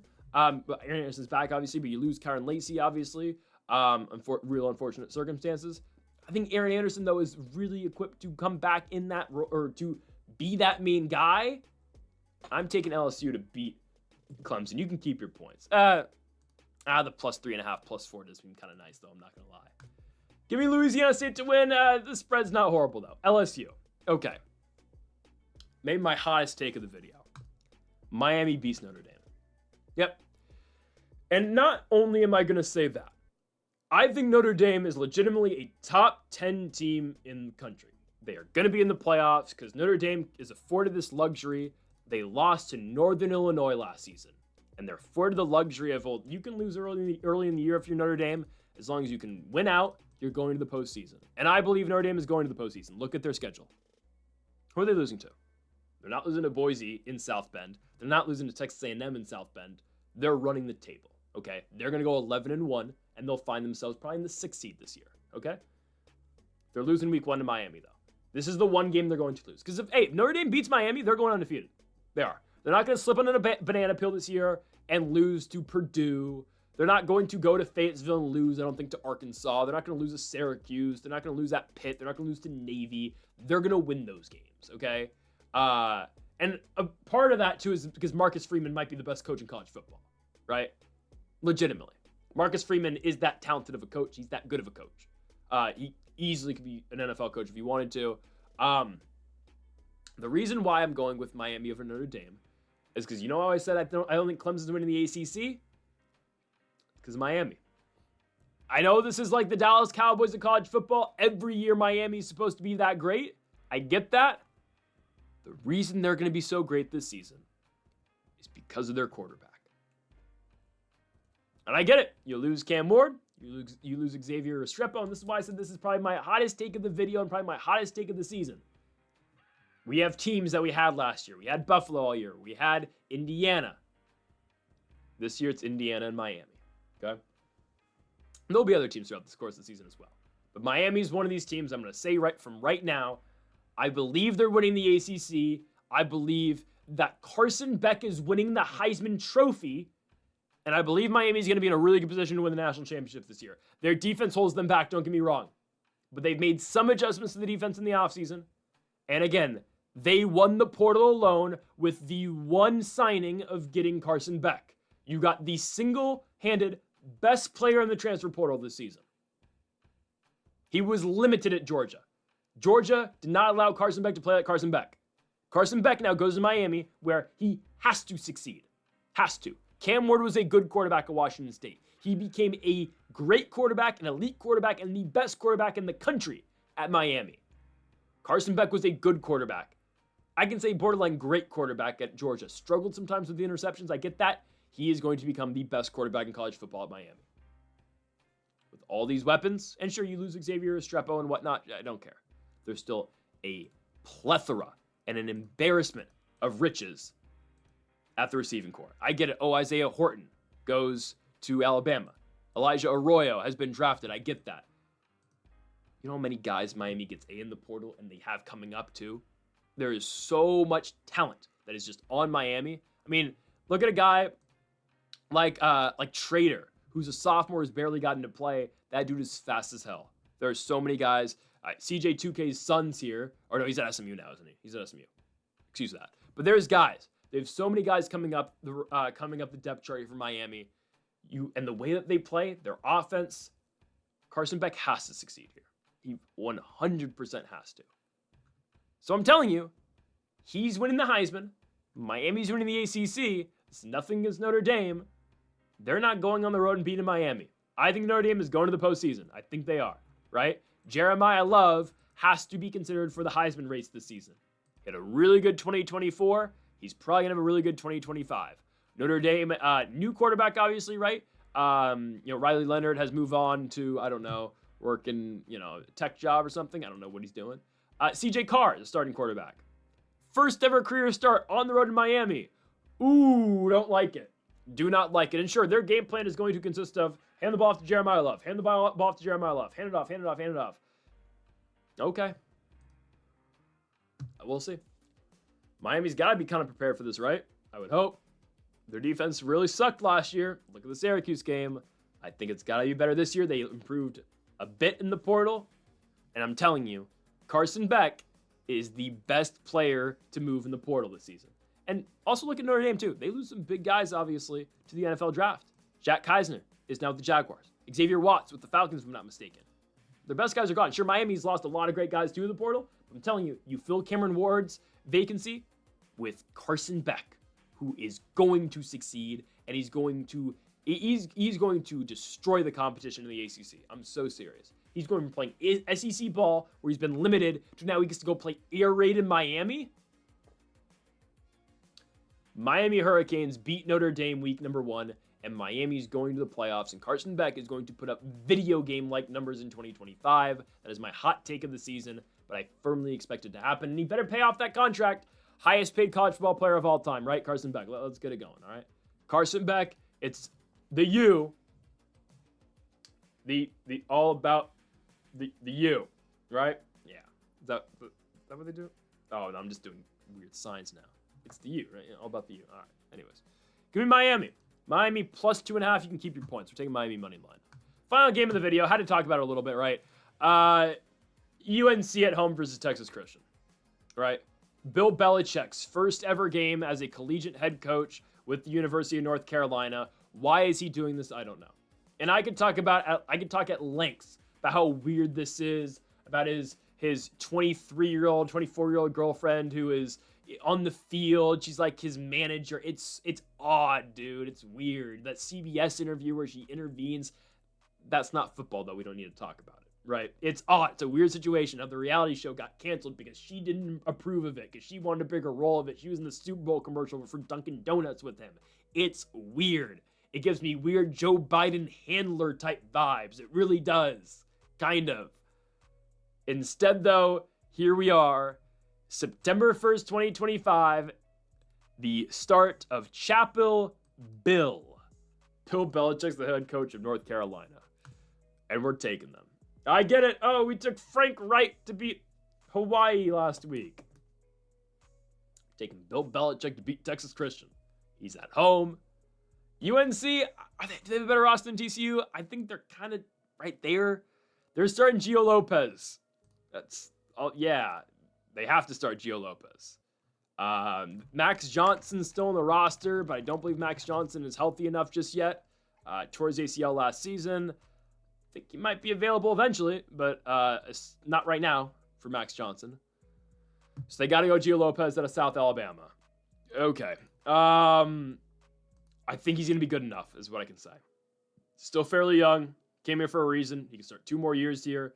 For North Carolina, even if Max Johnson does come back this season, okay, Gio Lopez is still around for a couple more years. You lose a Marion Hampton, obviously, to the NFL draft in the Los Angeles Chargers. I get that. You lose an elite guy. You're at home, and you lose Jacoby Criswell as well, right? Criswell is now at East Tennessee State, which is really confusing. He could not get a better spot than East Tennessee State. That actually shocks me. But you're at home. And again, there's a difference between, Frank Wright couldn't beat Stanford, to Bill Belichick, who's one of the greatest coaches of all time, trying to beat Texas Christian at home with UNC. Now, don't get me started on a Bill Belichick, Tom Brady debate. Like, yeah, the dynasty was like 95% Tom Brady, but it's okay. Bill Belichick's still an accomplished coach. It's odd. He's going to be coaching collegiate football. It's weird. Texas Christian, right, brings back Josh Hoover as their starting quarterback here in 2025. It was a very mixed bag for Texas Christian last year. And I'm not even going to talk about, 2024 UNC, just such a different team. Mixed bag for TCU, finished 9-4, got to play that weird New Mexico Bowl against the Raging Cajuns. 6-3 in conference, lost to Baylor, lost to Houston, lost to SMU, where they got 66 points dropped on their heads. I'm just telling you, the reason why I'm taking UNC, combination of Bill Belichick, right? Don't know what we're going to get out of Gio Lopez, but Belichick's there. There's a lot of hype around UNC. Only game on Monday Night Football, and TCU last year in week 1 struggled mightily on the road at Stanford. They edged out and barely got by. Stanford should have won that game. Stanford sold a lot of opportunities in that game. TCU, again, found a way to win in the end, right? If you play like that, like you did in Palo Alto last year against garbage Stanford, against UNC, you will lose. I don't care. Amarion Hampton's gone. I don't care. Gio Lopez is the starting quarterback now. You got to think to some degree, Bill Belichick has this team prepared and ready to win, and I don't think personally they lose the first ever game in the Bill Belichick era at the University of North Carolina. I'm going UNC moneyline plus 130, or the spread looks mighty fine as well, plus 3.5. Give me UNC. Folks, thank y'all for watching our week 1 predictions for college football. over 2.5 hours for week number 1. I can't imagine how long week number 2 is going to be. I might need to shorten this a little bit because I started recording this video at 1 in the morning. It's now 4 in the morning my time. Oh my goodness. Wow. I mean, if you enjoy the video, guys, and all in this huge breakdown of college football here in week number 1, make sure to leave a like and make sure that subscribe button down below for more. Again, that's the main thing I ask. Folks, thank y'all for watching. Make sure that subscribe button down below for more. We'll be back again next week for more college football later in the week for our college football best bets. I'm so excited for the season. Again, I wouldn't do these 2.5 hour long videos if I didn't love it. For the love of the game, let's do it, man. Thank y'all for watching. We'll see you next week. Make sure to go check out our MLB best bets. Greedo plays in May. See you next week for week number 2 and later this week for our college football week 1 best bets. Thank y'all for watching, and Mamba forever.